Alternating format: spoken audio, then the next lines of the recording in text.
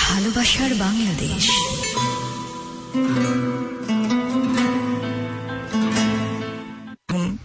গ্রামে থাকতাম, বাবা পানির বোর্ডে চাকরি পেয়েছে, সরকারি চাকরি। তখন আমি একটু দুষ্টু টাইপের ছিলাম।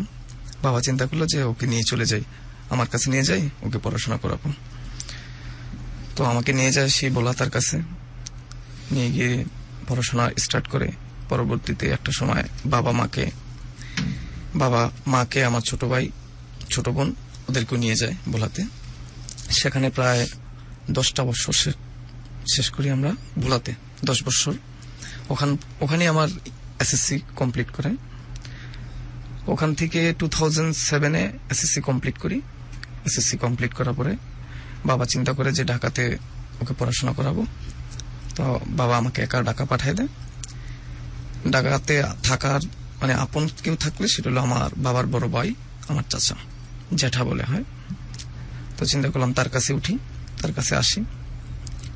আসার পরে ওখান থেকেই ভর্তির জন্য বিভিন্ন জায়গায় অ্যাপ্লাই করি।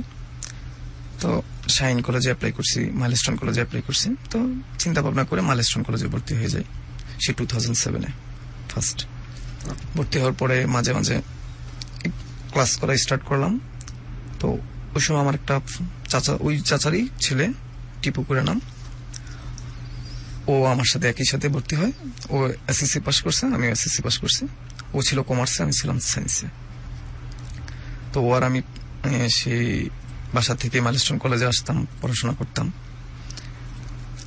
তো আমার ফার্স্টে আমি কখনো কাউকে ভালোবাসতে হবে বা ভালোবাসা পড়বো এরকম কখনো আসি নাই। কারণ 10টা বছর বাবার আওতায় ছিলাম, খুব দুষ্টামি করতাম ভোলাতে যখন থাকতাম। তো খেলাধুলা করতাম, ক্রিকেট খেলতাম। তো একটু ভালোভাবে দেখতো যে নেহালের চেহারার সাথে আমার কি একটু মিলটিল আছে নাকি? আসল চেহারা তো সামনে দেখাতে, ফেসবুক দেখে মিলাতে হবে। ওকে, হালকা বললাম আর হালকা শুরু করলে। হাসিটা মনে হয় ওনার হাসিটা কিন্তু অনেক সুন্দর। আমার হাসিটা অত সুন্দর না। নেহালের সাথে চেহারার কোনো মিল নাই, তবে মনে হচ্ছে ক্যারেক্টারের কোনো মিল আছে কিনা দেখি তো সামনের দিকে। জি, তারপর তো দুষ্টামি করতাম। বাবা প্রায় মারতো আমাকে। আমি লাইফে যা মার খাইছি, আমার মনে হয় যে এই পৃথিবীতে খুব কম মানুষ আছে। না, আমি আছি। আমাকে মারার পরে আমাকে মালিশ করার জন্য আশপাশের মানুষজন চলে আসতো। হ্যাঁ, আমার তো ঠিক এরকম, আমার এরকম রেকর্ড ছিল। দেখা যেত ইনফ্যাক্ট আমি পেছনের বারান্দার বাউন্ডারি ওয়াল পুরো ইট নড়ায় দিয়েছিলাম আর কি। আমি ঢোকা বাইর হওয়া সব ওদিক দিয়েই করতাম, মেন দরজাতে কখন আসতাম না। আমি দেখা যেত দিনে 5 বার মার খেতাম। এটা না, এই যে বললাম মিলতেছে, আমি এরকম ভাবছিলাম আর কি। হ্যাঁ, তারপর সকালবেলা ঘুম থেকে উঠে একবার মার খেতাম, ছোট ভাইয়ের সাথে দুষ্টামি করতাম। তো বাবা ঘুম থেকে উঠে মারতো। এরপরে স্কুলে চলে যেতাম, স্কুল থেকে এসে ড্রেস না চেঞ্জ করে পানিতে লাফ দিয়ে পড়তাম, গোসল করতাম। গোসল করে আসতাম, দেখা যেত বাবা লাঠি নিয়ে অফিস থেকে আসতেছে। আবার একবার ভয়ে দরজা দিয়ে ঢুকতাম, ভয়ে করতাম, বাথরুমে গিয়ে পলাইতাম। বাথরুমে গিয়ে আটকে দিতাম, বাবা লাঠি নিয়ে আসতেছে। এসে দেখতাম যে বাবা দরজা বাইরেতেছে, হঠাৎ দরজা ভেঙে ফেলে ভিতরে গিয়ে কতক্ষণ মারছে। মারার পরে ওখানে কেঁদে লাঠি চলতো তো। হ্যাঁ, লাঠি ঝাড়ু তো না, আমার লাঠি বড় বড় মোটা লাঠি, ঝাড়ু, লাঠি, জুতা, এগুলো এভরিথিং চলতো আমার উপর দিয়ে। তো বাবা আমাকে এখন অনেক ভালোবাসে। তো ও মারতো, ওখানেই কান্না করা আরম্ভ করতাম। কান্না করতে একটু জোরে, যাতে করে মারটা বেশি না হয়। আচ্ছা, কান্না করতাম। তো ওখানেই দেখা যেত গোসল করে ইয়েতে ফুলে যেত, ওগুলি দেখে আরো বেশি কান্না করতাম, করে বের হইতাম। আবার স্বাভাবিক, ভুলে গেছি পিছনে কি মারছে টারছে। তো ভাত খেতাম, খাওয়ার পরে দুপুরবেলা তো ঘুমাতে যাওয়ার কথা বাবার রুটিন অনুসারে। তো ঘুমাতে যেতে চিন্তা থাকতো যে দুপুরবেলা খেলতে যেতে হবে, ক্রিকেট খেলতে হবে। দেখতাম বাবা ঘুমাচ্ছে কিনা। বাবা ঘুমাইছে, দরজা করে চলে গেছি খেলতে। তো বাবা বিকালবেলা আবার অফিসে যেত, রাস্তাতে যেত আর দেখতো যে খেলতেছে, মার্ক করে রাখতো। পরে খেলে টেলে সন্ধ্যাবেলা আসতাম। ছোট ভাই নাস্তা আনতে চলে যেত বাবার কাছে, নাস্তা নিয়ে আসতো, নাস্তা করতাম। দেখতাম যে রাত্রেবেলা বাবা আসছে। পড়াশোনা তো তেমন একটা করতাম না, একটু ফাঁকিবাজি করতাম পড়াশোনায়। তো বাবা আসতো, আসার পরে দেখতো যে পড়াশোনা করি কিনা। তো বাবা আসে, টিভি দেখতো বাবার রুমে। তো চিন্তা থাকতো টিভি দেখার, পড়াশোনা কি করে। তো একটু একটু মাঝে মাঝে যাইতাম, একটু পরপরই যাইতাম। তো বাবা মনটা জাগায় দিতাম। দেখ বাবা চলে আসতো যে ওনা দুপুরবেলা ঘুমাই নাই, তো অপরাধ করছে এই ধরতো, তোর পড়াশোনা নাই, তুই টিভি দেখতে আসো, দুপুরবেলা ঘুমাস নাই, এখন পড়স না, এটা বলে যা পড়তে যা। বলতাম যে বাবা ঘুম আসতেছে, এই ধরতো আমাকে যে দুপুরবেলা ঘুমাতে বলছি, ঘুমাস নাই, খেলতে চলে গেছিস, এখন পড়তে বলতেছি, এখনই ঘুম চলে আসছে। আবার দিত একবার মায়ের দিয়ে এমন মায়ের দিত, অনেক মারতো। মারার পরে হাত পা দেখা যেত টেবিলের সাথে পায়ের সাথে বেঁধে রাখতো। আচ্ছা, ব্যথা লাগছে? আমার কিন্তু কোনোদিন ব্যথা লাগেনি বাবার মারে। বাবার মার কিন্তু সেই রকম আমাকে ফোলায় দিত, তাও কেন জানি ব্যথা লাগতো না। হ্যাঁ, খেয়াল করছেন এটা? এখন খেয়াল করতেছি, বাট ওই সময় হয়তো না না, তখন আমার কাছে এখনো মনে হয় যে সেই রকম ব্যথা কোনোদিন লাগেনি। ভাইরাজ আমাকে মানে সেই রকম শরীরে ব্যথা লাগতো না, বাট মনের ভিতরে মনে হচ্ছে এত মারে কেন। এইটা হতো, বাট গায়ে কোনো ব্যথা লাগা ভাব হতো না, কিন্তু ফুলে যাচ্ছে এরকম হচ্ছে। আনফরচুনেটলি দেখা যায় দুই দিন পরে চলে গেছে, এটা নাই। বাবার মার গুলো হয়তো এরকমই হয় নাকি? হ্যাঁ, তারপর দেখা যেত বাবা তো মারতো, রাতে মারতো, মারার পরে ঘুমাতে যেতাম। আমার দাদা ছিল, দাদা, আমি, আমার ছোট ভাই এক খাটে শুতাম। দেখা যেত দাদা মাঝে শুতো, কারণ ছোট ভাইয়ের সাথে আমি মারামারি করব, দাদা মাঝে শুতো। তো আমি অনেক দুষ্ট ছিলাম। দাদা একটু ঘুম লাগলে আমি আবার ওই পাশে চলে যেতাম, গিয়ে ওর সাথে ফাইজলামি করতাম। তো বাবা মা ঘুমাই গেছে মার খাওয়ার পরে, এটা তো আবার দুষ্টামি করতে করতে করতে করতে বলতাম তুই তো অনেক মজা নিতেছিস, আমার মারছে, এই বিভিন্ন কথা তো বলতাম, ওরে চিমটি দিতাম, এটা করতাম। ও আবার চিল্লান দিয়ে উঠতো, আম্মু আব্বু করে ডাক দিত। অনেকবার ডাকতো, ডাকার পরে বাবা বিরক্ত হয়ে আবার আসতো ওই রুম থেকে, এসে আবার মারতো, লাস্ট কোর্স একদম আবার মারতো। মারার পরে আবার সকালে এভাবেই শুরু হতো। প্রায় 8 পর্যন্ত এভাবেই মায়ের খাইছি। 9 বছর হালকা একটু কমতি ছিল। 9 বছর উঠলাম, বৃত্তি পরীক্ষা দিলাম, বৃত্তি পাইলাম না, পাওয়ার কথা না, কারণ পড়াশোনা তো করিনি। 9 বছর উঠার পরে চিন্তা করলাম সিরিয়াসলি পড়াশোনা করতে হবে। খুব ভালো পড়াশোনা করতেছিলাম। আমাদের একটা টিচার ছিল নুর ইসলাম স্যার, আমার ফেভারিট টিচার। মানে ওনাকে এখনো এখন এই বাবা এখন বলা আছে। এই কয়েকদিন আগে আমি 2-3 মাস আগে বলাতে বাবাকে দেখতে গেছিলাম, স্যারের সাথে দেখা হয়েছিল। স্যার আমাকে আইসক্রিম খাওয়াইছিল। স্যার দেখলে এখনো বলে তুই যে কত মার খাইছিস। স্যারকে আমি গিয়ে বলতাম স্যার আমাকে আজকে এতবার মারছে। স্যার অনেক মানে এত চরম একটা টিচার আমার লাইফের, মানে এরকম টিচার আমি দেখি নাই কখনো। মানে এইভাবে ভিতরে গেতে থাকে কারণ, বা এইভাবে কোন একটা জিনিস বুঝাইতে পারে। তা আমি ইংলিশে কখনোই ভালো ছিলাম না, আমি ম্যাথমেটিক্যাল, ফিজিক্স, কেমিস্ট্রি খুব ভালো বুঝতাম। স্যার এটারই টিচার ছিল সায়েন্সের, স্যারকে গিয়ে বলতাম। তো ওই সময় পড়াশোনাটা একটু সিরিয়াসলি শুরু করছি, করার পর বাবা একটু মারামারি কম করতো। তো পড়াশোনা করতে করতে 9 বছর শেষ করবো, ওই সময় আবার একটু মাথার ভিতরে একটু বড় বড় ভাব চলে আসছে। মেয়েটে দেখতাম, এই বিভিন্ন কিছু ফ্রেন্ড সার্কেল জোগাড় হয়েছে। সাইকেল কিনে দিছে বাবা একটা 9 বছরে। ফার্স্ট আমার সাইকেলের নাম ছিল টিপিজি, এই সাইকেলটা এখনো আছে। 9 বছর কিনে দিছিল। আমার পাশের বাসার আব্বুর সাথে যখন সাইকেল কিনে দিছে, তখন আর একটু দুষ্টামি, একটু মাত্রা একটু বাইরের দিকে বেড়ে গেছিল, বাসার দিকে না, একটু বাইরের দিকে বেড়ে গেছিল। তো বাবার কাছে বিভিন্ন সময় নলেজ আসতো, এই গাছের ডাব চুরি করে খেতাম, তারপর এরে মারতাম, এটা করতাম সেটা করতাম। এই বাবার কাছে বিভিন্ন সময় ইয়ে আসতো, খেলতে গেলে এর সাথে ঝগড়া করতাম, বাবার সাথে এগুলি আসতো। তখন ইন্টারনালি ঝামেলা হচ্ছিল না, ওগুলির কারণে আবার মার আরম্ভ হয়েছিল। হওয়ার পরে 10 বছর বাবা চিন্তা করলো ওকে তো আর বাসায় রাখা যাবে না, পড়াশোনা করবে না। ওই নুর ইসলাম স্যারের বাসায় আমাকে দিয়ে দিল পড়াশোনা করার জন্য, স্যারের বাসায় রেখে পড়াশোনা করাবে। পরে একটা খাট কিনে দিল, একটা টেবিল কিনে দিল, স্যারের বাসায় আমি চলে গেলাম। চলে যাওয়ার পরে ফিল করছি যে আসলে বাবা মা কি জিনিস। আমি প্রতিদিন কান্না করতাম ওই বাসায়, পাশেই, দূরে না বাসা। বাবা মা কি জিনিস ওই দিন অনেক ফিল করছি বাবা মাকে, আসলে কতটা কষ্ট বাবা মার কাছে। বাবা মার কাছে থেকে মায়ের খেতাম, তখন মনে হতো যে বাবা মা কেন মারে, বাবা মা খারাপ। ছোট ছিলাম তখন চিন্তা করতাম। কিন্তু যেদিন স্যারের বাসায় চলে গেছি, আমার স্যারে পড়তে বসাইছে, আমি পড়ি আর কান্না করি। আর আমার মা দেখতে আসছে আমাকে, মা স্যারের সাথে কথা বলে, মার কণ্ঠগুলি আমার ভিতরে এখনো বাজে। মা কথা বলতেছে আর আমি কান্না করতেছি আর পড়তেছি, বাংলা পড়তেছিলাম। কি পড়তেছি আমি জানি না, বাট স্যারকে শোনাচ্ছি যে আমি পড়তেছি। তো এভাবে 10 বছর আস্তে আস্তে আস্তে আস্তে শেষ হলো। হওয়ার পরে যখন আবার চলে আসলাম ঢাকাতে, বাবা পাঠাই দিল। পাঠানোর পরে চাচার বাসায় উঠলাম। উঠার পরে আমার সব কাহিনী জানতো আমার চাচাতো ভাই টিপু। ওর কাছে আমি অনেক পাক নিতাম যে আমি তো অনেক প্রেম করছি, কিন্তু আসলে কোনো প্রেম টেম কিছুই করি নাই তখন। বাট একটা মেয়েকে পছন্দ করতাম বলা থাকতে। পছন্দ করতাম মানে ওই বয়সে যেটা হয় আর কি, তিস্তা করে নাম। কি নাম? তিস্তা নদীর নামে নাম। হ্যাঁ, আমার যে স্কুলে পড়তাম ওই স্কুলের ম্যাডামের ভাইয়ের মেয়ে আর ম্যাডামের ছেলে পড়তো আমার সাথে। কোন ক্লাসের প্রেম এটা? তখন 8।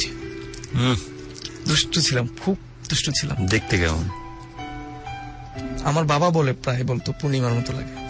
কোন পূর্ণিমা? নায়িকা পূর্ণিমা। আমি তো চাঁদের কথা চিন্তা করলাম। না, বাবা বলতো, বাবারটা বললাম, জানি না কিরকম। না, চাঁদের মতো না, অবশ্যই না। বাবা বলতো পূর্ণিমার মতো লাগে। তো তখন চিন্তা করতাম কেন। আমার একটা ফ্রেন্ড ছিল সাইদ করে নাম, ও প্রেম করতো। আরো কিছু ফ্রেন্ড সার্কেল আছে, তারা রিলেশন করছে, কিন্তু আমি তো পারি না, আমি করিনি, কারণ আমি দুষ্টু ছিলাম। তিস্তাকে দেখা কোন মুহূর্তের কথাটা খুব বেশি মনে আছে? মনে নেই, কারণ ওটা আসলে ভালোবাসা বলা যাবে না। ওটাকে বলা হয় যে আমার ফ্রেন্ড সার্কেল করতেছে, আমারও তো একটা করা দরকার। এটাই মনে হয় আমার এখন, কারণ ওটাকে ভালোবাসা বলা যায় না। তবে অবশ্যই শৈশবের দেখা অনেক সুন্দরতম একটা মেয়ে। হ্যাঁ, তো ওকে আমি একটা ক্যাসেট দিছিলাম, ও প্রিয়তমী, সরি, নদীর বুকে চাঁদ, আয়েব বাচ্চুর। ওই ক্যাসেটটা দিয়ে বৃত্তি পরীক্ষার, এটার বৃত্তি পরীক্ষার আগের 2 দিন আগে বৃত্তি পরীক্ষার ক্যাসেট দিয়ে ও লাল শাক করতেছিল, আমি দিয়ে চলে আসছি দৌড় দিয়ে। তো রাতে বেলা এগুলি গুছাগুলি দেখতেছিল ও আর ওই আমার ফ্রেন্ডটা। পর ওই ফ্রেন্ডটার আম্মু দেখে ফেলে আমার বাবার কাছে বিচার নিয়ে আসছিল। তিস্তার সাথে সম্পর্ক তো ডেভেলপ করেনি, তাই তো? তাহলে আমরা ওদিকে আর না যাই, বরং ঢাকায় চলে আসি। আচ্ছা, তো ঢাকা আসার পরে তো এগুলি বলতাম, বিভিন্ন কাহিনীটা নিয়ে আমার টিপুর সাথে বলতাম। আর টিপুর সাথে একটা পাল্লা দেয় ব্যাপার তো থাকতোই মনে হয়। হ্যাঁ, ওর সাথে আবার মারামারি করতাম। হ্যাঁ, পাল্লা কে সেরা সবকিছুতে এরকম একটা ব্যাপার। প্রেম ব্যাপারে না এগুলির কখনো, বাট কথার মারপিটে, যে ও প্রেম করতো আমিও প্রেম করতাম, এগুলি বলতাম, কিন্তু অনেক কিছু ছিল মিথ্যা আমার। বাট কিছু কিছু সত্যি ছিল, আবার কিছু কিছু মিথ্যা ছিল। এখন কিছুদিন আগে আমি চোখের অপারেশন করানোর পরে চোখের ইয়েটা চলে গেছিল, সমস্যাটা। তো তখন চশমা পড়তাম, ও দেখতো, তাই দেখতাম যে আমাদের চাচার বাসার সামনে এসে ও খেলাধুলা করতো। তা আমি তো চিন্তা করতাম, আমি তো বড়, তো ছোট পিচ্ছি মানুষ, কি কথা বলবো। ও দেখতাম প্রায় আমার দিকে তাকায় থাকতো, এটা করতো সেটা করতো। তো টিপু আর আমি একটু দূর থেকে, কাছে না দূর থেকে অন্য জায়গায় গেলে কথা বলতাম ওরে নিয়ে। তো সুন্দরী দেখতে, নাম কি জিজ্ঞাসা করতাম, ওর বাবা কি করে, ওর কয় ভাই বোন। ফার্স্ট কথা বলার পরে ওকে আমি একদিন হলুদ একটা জামাতে, ও আমার চাচার বাসার সামনে দাঁড়ায় ছিল, হলুদ জামাটা ছিল। আর ওর একটা ছোট বোন ছিল, একদম ছোট, ওইটা দুষ্টামি করতো আমার সাথে। তো দাঁড়ায় ছিল, ও তখন ছোট, তেমন একটা বড় না। তো আমি ওর দিকে অনেকক্ষণ তাকায় থাকার পর টিপুকে বললাম যে মেয়েটা কি? তো বলতেছে যে এটা তো ওই আঙ্কেলের মেয়ে। তো আমি বললাম ও আচ্ছা। তো বললো কি প্রেম করবি নাকি, ভাল লাগে? আমি কেন না, ভাল লাগে কেন, ভালো লাগে না, বাট মনটা কেন জানি, মানে চেহারাটা ভালোই লাগতেছিল, মনটাই বলতেছিল। তো ওর সাথে পার্ট নেওয়ার জন্য চিন্তা করলাম। তো বিভিন্ন সময় বিভিন্ন কথা বলতো ওকে নিয়ে। তো একদিন আমি বললাম যে দোস্ত একটা সত্যি কথা বলি। বলতেছে বল। আমি কি, ওরে না আমার ভালো লাগে, তুই পারবি ওরে প্রপোজ করে দিতে? এটা কোনো ব্যাপার নাকি, ও তো আমার পাশে পাশে থাকে, মাঝে মাঝে কথা টথা হয়, বায়া করে ডাকে। এইটা কতদিন মধ্যে এই অনুভূতিটা আসলো যে আমি তোকে পছন্দ করতেছি? ভিতরে যখনই আমি নামাজ পড়তে যাইতাম, ওর গেটের সামনে এসে দাঁড়ায় থাকতো। ও দেখতাম আমার দিকে তাকায় রয়েছে, বাট আমি আর চোখে দেখতাম ওকে, দেখে আমি চলে যেতাম নামাজ পড়তে। আবার যখন আসতাম ও দেখতাম দাঁড়ায় থাকতো। ঠিক আছে, ওর একটা বান্ধবী ছিল, কি নামটা ঠিক সঠিক জানা নেই। ওই বান্ধবীটারও সবসময় দাঁড়ায় থাকতো। আমি যখনই বাড়ি যেতাম ওকে দেখতাম, আবার যখনই আমি নামাজ পড়তে ভিতরে ঢুকতাম তখন দেখতাম, বা স্কুল কলেজে যেতাম তখন ওকে দেখতাম। দুইজনে দেখতো? হ্যাঁ, দুজনেই দেখতো, ওরা দুজনেই দেখতো আমাকে। দুজনে দেখতো বলতে ও বেসিক্যালি ওকে বলতো যে টিপুর একটা চাচাতো ভাই আসছে, দেখ। হয়তো এখন পরবর্তীতে সম্পর্ক যখন হয়েছে তখন বলছি কথাগুলি ওর সাথে, তখন হয়তো এগুলি বলতো।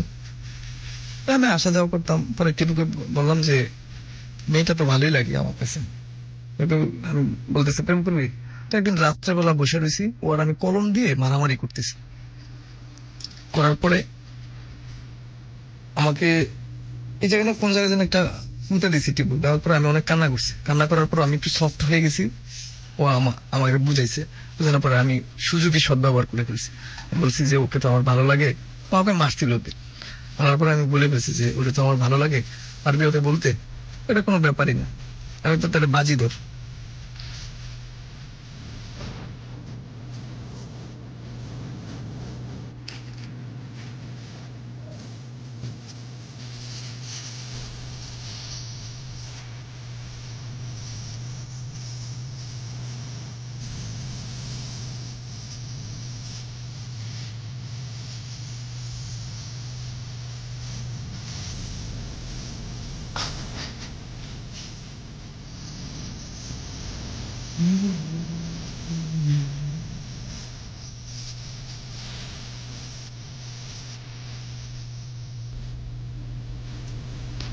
This track was downloaded from FusionBD.com. তো ওকে বললাম, বলার পরে বললো যে কোনো ব্যাপারই না। আমি তো বাজি ধর, তুই পারলে তোর এটা খাওয়াবো। এটা হলো যে আমার ইন্টেনশনটা ছিল ওটা দিয়ে বলাবো যেভাবেই হোক। ও যদি বাজি ধরার কথা বলি তাহলে তো হয়তো বা বলতে পারে, এটা আমার বিশ্বাস ছিল। তো বললো হ্যাঁ বাজি। ও বাজি ধরলো, আমি মা থেকে দেখতেছি ও কি করতেছে। আমাকে আবার দেখা যায় না, ও দেখতে পারবে না আমাকে, বাট আমি দেখতে পাচ্ছি ওকে। আমি দেখতেছি, দেখার পরে দেখলাম যে ওই কাগজটা নিয়ে আসলো। আসার পরে দেখলো, ও অনেক খুশি, হাসতেছে। পরে এক বান্ধবী আরেক বান্ধবী বলতেছে যে আমার এখন পরবর্তীতে ও বলছে যে আমি চিন্তা করছি যে তুমি অনেক ভাব নিয়ে থাকো, তুমি আমার দিকে তাকাও না, এটা করো না, কিন্তু তুমি আমাকে প্রপোজ করবা এটা আমার বিশ্বাস হয় নাই। পরবর্তীতে আমাকে বলছে এই কথাটা। তো পরবর্তীতে যখন ওকে আমি এটা দিছি, তারপর ও অনেক খুশি। পরবর্তীতে আমি টিপু আবার ইনফরমেশন বললাম, টিপু আবার যা, কি রেজাল্ট জানতে চাই। টিপু গেছে, যাওয়ার পরে ও কিছু বলে নাই। পরে আমি বললাম যে নাম্বারটা নিয়ে আস, ওর নাম্বারটা। ওর তো তখন মোবাইল চালানো, ওর মার নাম্বার এখনো নাম্বারটা আমার মনে আছে, গেঁথে আছে। ওই সিমটা এখন বন্ধ। পরে ওই নাম্বারটা ও দিছে টিপুর কাছে, দিছে। আর রাতে সন্ধ্যাবেলা ওই নাম্বারে ফোন দিছে। ফোন দেওয়ার পরে তখন কিন্তু ওর সাথে ও আর ওই এই ব্যাপারগুলি ওর বান্ধবী যেটা ওটাকে জানায় নাই। ওর ছোট বোন যেটা ছিল ওইটার সাথে রেখে আমি ফোন দিয়েছি, কথা বললাম, জিজ্ঞাসা করলাম কি জানাইলে না। পরে আমাকে বলল কি জানাবো। ও একটু ভাব টাব নিল, বাট নাম্বার যেহেতু দিছে আমার বিশ্বাস ছিল যে এটা হবে। তো ওদিন বেশি কিছু বলি নাই। ওদিন আর রেজাল্টটা জানি নাই, না সরি, ওদিন রেজাল্টটা জানছি। ওদিন আমি বলছি যে আমাকে বলতে হবে যে কি, একটা রেজাল্ট দিতে হবে, হ্যাঁ অথবা না। তো লজ্জা পেয়ে মানে বলবে কি বলবে না এরকম একটা সিচুয়েশন, বাট মনে হচ্ছিল যে বলবে হ্যাঁ কথাটা। তো পরবর্তীতে হ্যাঁ বলে নাই, কিছু বলে না, আপনি বুঝতে পারেন না এটা বলে। আমি বুঝতে পারছি কি হয়েছে, কিন্তু বাট আমাকে আই লাভ ইউ বলতে হবে। পরে ও আমাকে ওদিন বলে নেই আই লাভ ইউ শব্দটা। বলে এখন রাখি, বাসায় প্রবলেম, মা আসতেছে, বলে রেখে দিচ্ছি। এরপরের দিন আবার ফোনের পর ফোন দিছি, ও তো রিসিভ করে না। কলেজে গিয়ে ফোন দিছি, রিসিভ করে না। পরে কলেজ থেকে আসার পরে ওকে ইশারা দিয়ে বুঝাইছি যে মোবাইলটা আনো, তারপর কথা বলবো। ও মোবাইলটা যেভাবে ব্যবস্থা করছে, আবার আমি ফোন দিছি। ফোন দেওয়ার পরে ওর কাছে জিজ্ঞাসা করলাম, ও আমাকে আই লাভ ইউ বললো ওদিন। ফার্স্ট ওদিন থেকে শুরু। কেমন ও ফিলিংস ছিল আই লাভ ইউ এই কথাটি শোনার পর? ফার্স্ট লাভ হ্যাঁ আমার লাইফের, এবং কি কেউ অ্যাকসেপ্ট করছে, এটা ফার্স্ট। ফিলটা কেমন ছিল আই লাভ ইউ শোনার পর? অন্যরকম। মানে কি রকম? এটা আসলে আউট অফ দ্য ওয়ার্ল্ড, ভাষা প্রকাশ করা। আই লাভ ইউ নিয়ার ফটকা, সবসময় ঝামেলা করে, বুঝানো যাবে না যে আমি রং এন্ট্রি মারে মাঝে মাঝে আর কি। বুঝানো যাবে না যে আমি ওকে এতটা ভালোবাসি। ওর সাথে একটু ভাব দিলাম, ও তো ভালোবাসবি আমাকে, আমি তো এরকমই। সত্যি যাওয়া যায় না, সত্যি যাওয়া যায়। কি স্পিরিচুয়াল ব্যাপার চিন্তা করতে পারিস? কেন ভালোবাসা নিয়ে এত কথা হবে না? কেন প্রেম নিয়ে এত কাব্য লেখা হবে না? কেন প্রেম পৃথিবীর মধ্যে সবচাইতে ব্লেসিং একটা অনুভূতি হবে না? 25 বছর বয়সী নেহাল হাসনাইন আমাদের সামনে উপস্থিত হট সিটে, দেখ একটা ফ্র্যাকশন অফ সেকেন্ডের মধ্যে চলে গেল সেই মুহূর্তে, এবং সে বলল সে অ্যাকনলেজ করলো যে আমি পুরো মাত্রায় অনুভব করতে পারছিলাম। আর কি কি অনুভব হচ্ছিল নেহাল একটু শুনে আমরা একটু মজা পাই। অনেকে যারা আমরা প্রেম কপালে জুটে নিরে ভাই, তারা একটু হ্যাঁ এক্সপেরিয়েন্সটা কি ছিল চোখ বন্ধ করার পর? আরেকটা জিনিস দেখছিলাম, হ্যাঁ এখন যেটা দেখলেন আপনি মনের চোখে, যে ফার্স্ট আমার এই কথাটা সারাটা জীবন মনে থাকবে। এই জিনিসটা আমি যখনই চোখ বন্ধ করি তখনই চলে আসে। ও গোসল করে বের হয়েছে, হওয়ার পরে ওর বাসায় কেউ নেই, ওর ছোট বোনটা ও আর ছোট ভাইটা বসে আছে ওর রুমে। আমি ওকে একটু দেখবো বলে জানলাটা খুলছি। খোলার পরে ওকে বললাম যে আমি একটু আসি তোমাদের বাসায়, তোমার সাথে একটা কথা বলবো সামনে থেকে। ও প্রথম না বললো যে না সম্ভব না, কেউ দেখে ফেললে ঝামেলা হবে। বললাম না একটু আসি। পরে ও আমার কথাটা ফালাইতে পারলো না, ও বললো আচ্ছা ঠিক আছে আসো। আমি আসলাম। আসার পরে ওর পড়ার টেবিলে বসে চুলগুলি করতেছে, পানি পড়তেছে চুল দিয়ে। আমি সোফায় বসলাম, বসে আমি দেখতেছি যে ও কি করতেছে। আমি তাকাইছিলাম, ও পিছন দিয়ে রয়েছে আমার, আমি ওর দিকে তাকাই রয়েছি। আর ওর ছোট ভাই বোনগুলি দুষ্টামি করতেছে আমার সাথে। আমি ওর সাথে দুষ্টামি করতেছি, বাট আমার চোখটা হলো ওর চুলের দিকে। আচ্ছা, এই ছোট ছোট ব্যাপারগুলো এত স্পেশাল মনে হয় কেন? এই যে চুলের ওখান থেকে বিন্দু বিন্দু হয়ে পানি হয়ে ঝরে পড়তেছে, ইভেন তার পিঠের উপরে যে জামাটা একটু ভিজে ভিজে যাচ্ছে, এমন আমিও ছিলাম নাকি ওইখানে? That's why I am here, বিগে গুরু এতেশাম। কারণ আমি আপনার চোখ মুখের ওই ব্যক্তির ভেতর দিয়ে ওই জায়গাটাতে যাওয়ার চেষ্টা করতেছি যে আমার এই ভাইটা, আমার এই বন্ধুটা কেমন ছিল তখন। হ্যাঁ, কেমন ওই অনুভূতি গুলো। আর একটা স্মেল, হ্যাঁ এটাও ঠিক বলে ফেলেছে নাকি? সবই মিলে যাচ্ছে। আমার আসলে এত খুশি লাগতেছে এই ব্যাপারগুলি চিন্তা করতে এবং শেয়ার করতে। আমার মনে হয় 5 মাস পরে আমি এতটা এত ফুললো, হ্যাঁ এতটা আমি খুশি লাগতেছে আমার নিজেকে। 5 মাস পরে কত রকমের আমরা উপলক্ষ হয়ে যায় মানুষের জন্য। এবং এরকম একজন শ্রোতা পাইছি, এটাও বলেন, কারণ আপনার সাথে তো আমি একদম ওই জায়গায় চলে যাচ্ছি।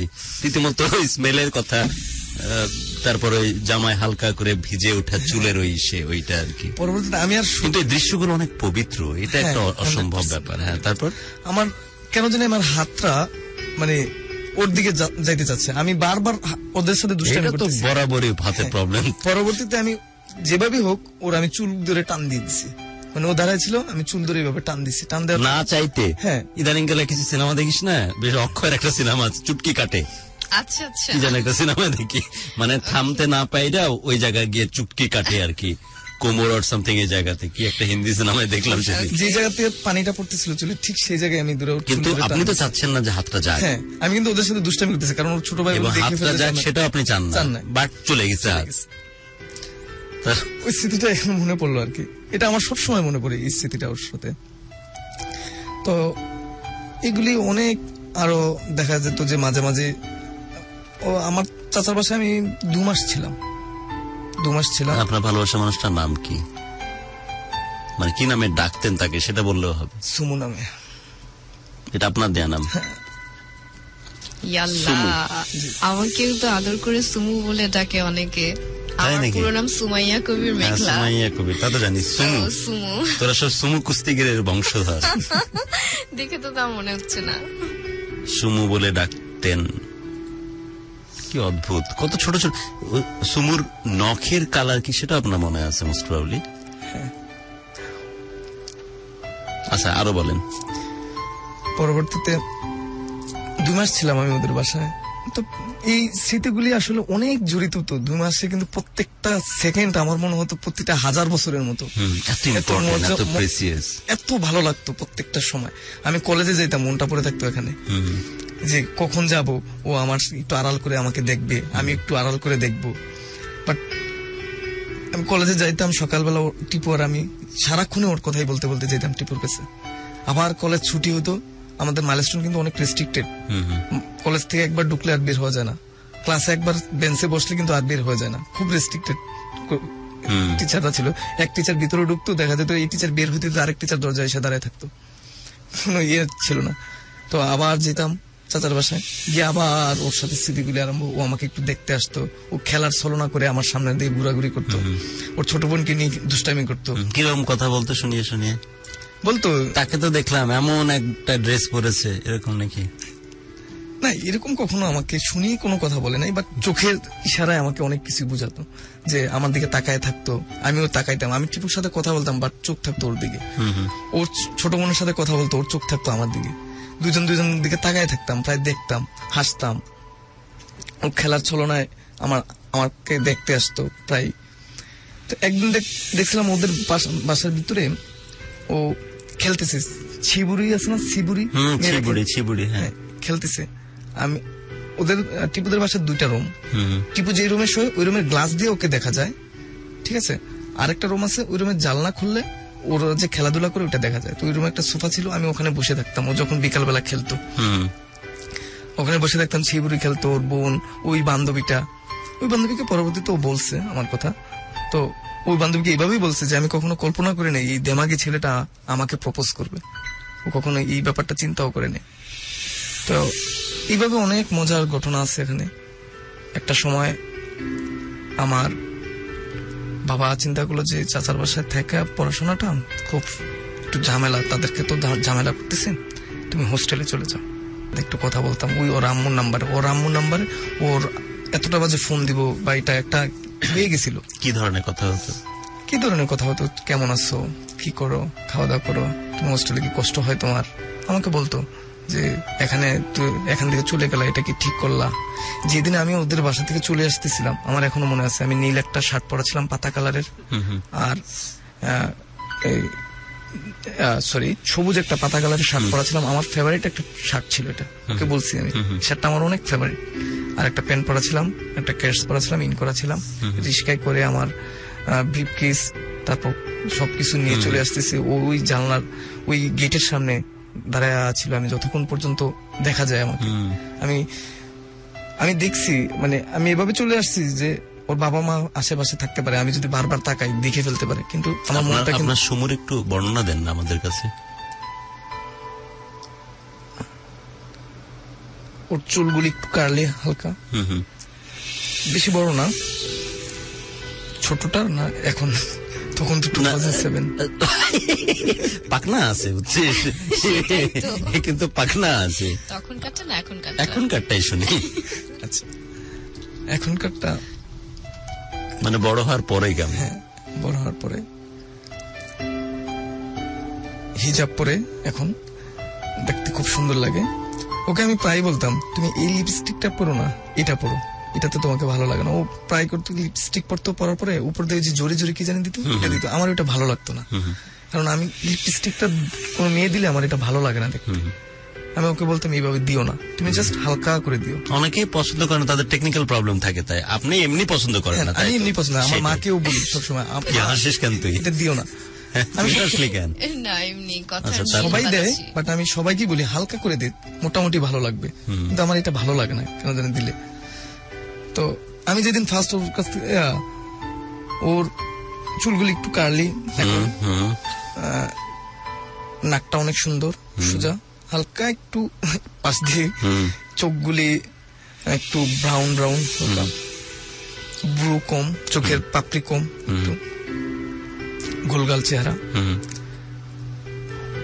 আমি যে বাসায় ভাড়া থাকতাম পরবর্তীতে আর কি, ওই বাসার পাশের সামনের বাসায় একটা মেয়ে ছিল ছোট, ঠিক আছে। আমি প্রায় আমার আম্মুকে বলতাম, আম্মু দেখো তো মেয়েটাকে সুমাইয়ের মতো লাগে না, সুমুর মতো লাগে না ওই মেয়েটাকে, প্রায় বলতাম। এখনো ওই বাসায় আমরা ভাড়া উঠছিলাম আবার একবার, মেয়েটার নাম আসলে কি জানি, নামটা মনে আসতেছে না, একদম ওর মতো দেখতে। আমি যখন ওই বাসায় থাকতাম, ও বারান্দা আসলে আমি ওর দিকে তাকায় থাকতাম, একদম সেম ওর মতো। আচ্ছা, মোটামুটি একটা আমরা পিকচার পেয়েছি। তারপর আপনি হোস্টেলে যাচ্ছিলেন তখন? কথা হোস্টেলে গেলাম, ওইভাবেই মোবাইলে প্রায় কথা হতো। ও করতো কি, ওর মার মোবাইল বালিশের নিচ থেকে চুরি করে নিয়ে যেত, নিয়ে আমার সাথে কথা বলতো। দেখা যেত আমি মোবাইলে ব্যালেন্স ভরতে পারতাম না তেমন একটা, ও মাঝে মাঝে ফোন দিত ওর আম্মুর মোবাইল থেকে, কারণ ওর আম্মুর মোবাইলে ব্যালেন্স মোটামুটি থাকতো সবসময়। তখন তো ইন্টারের প্রতি টাকা পয়সা তেমন একটা নাই, হোস্টেলে থাকার কারণে মোটামুটি টাকা পয়সা বাবা দিত, হোস্টেলে পে করে চলে যেত, হাতে কিছু টাকা পয়সা থাকতো। তো ও ফোন দিত, প্রায় ফোন দিত, ওই বেশিরভাগ তখন ফোন দিত আমাকে। আমি খুব কম ফোন দিতাম, ব্যালেন্স থাকতো না, একটা আগ্রহ থাকতো কখন কথা বলবো।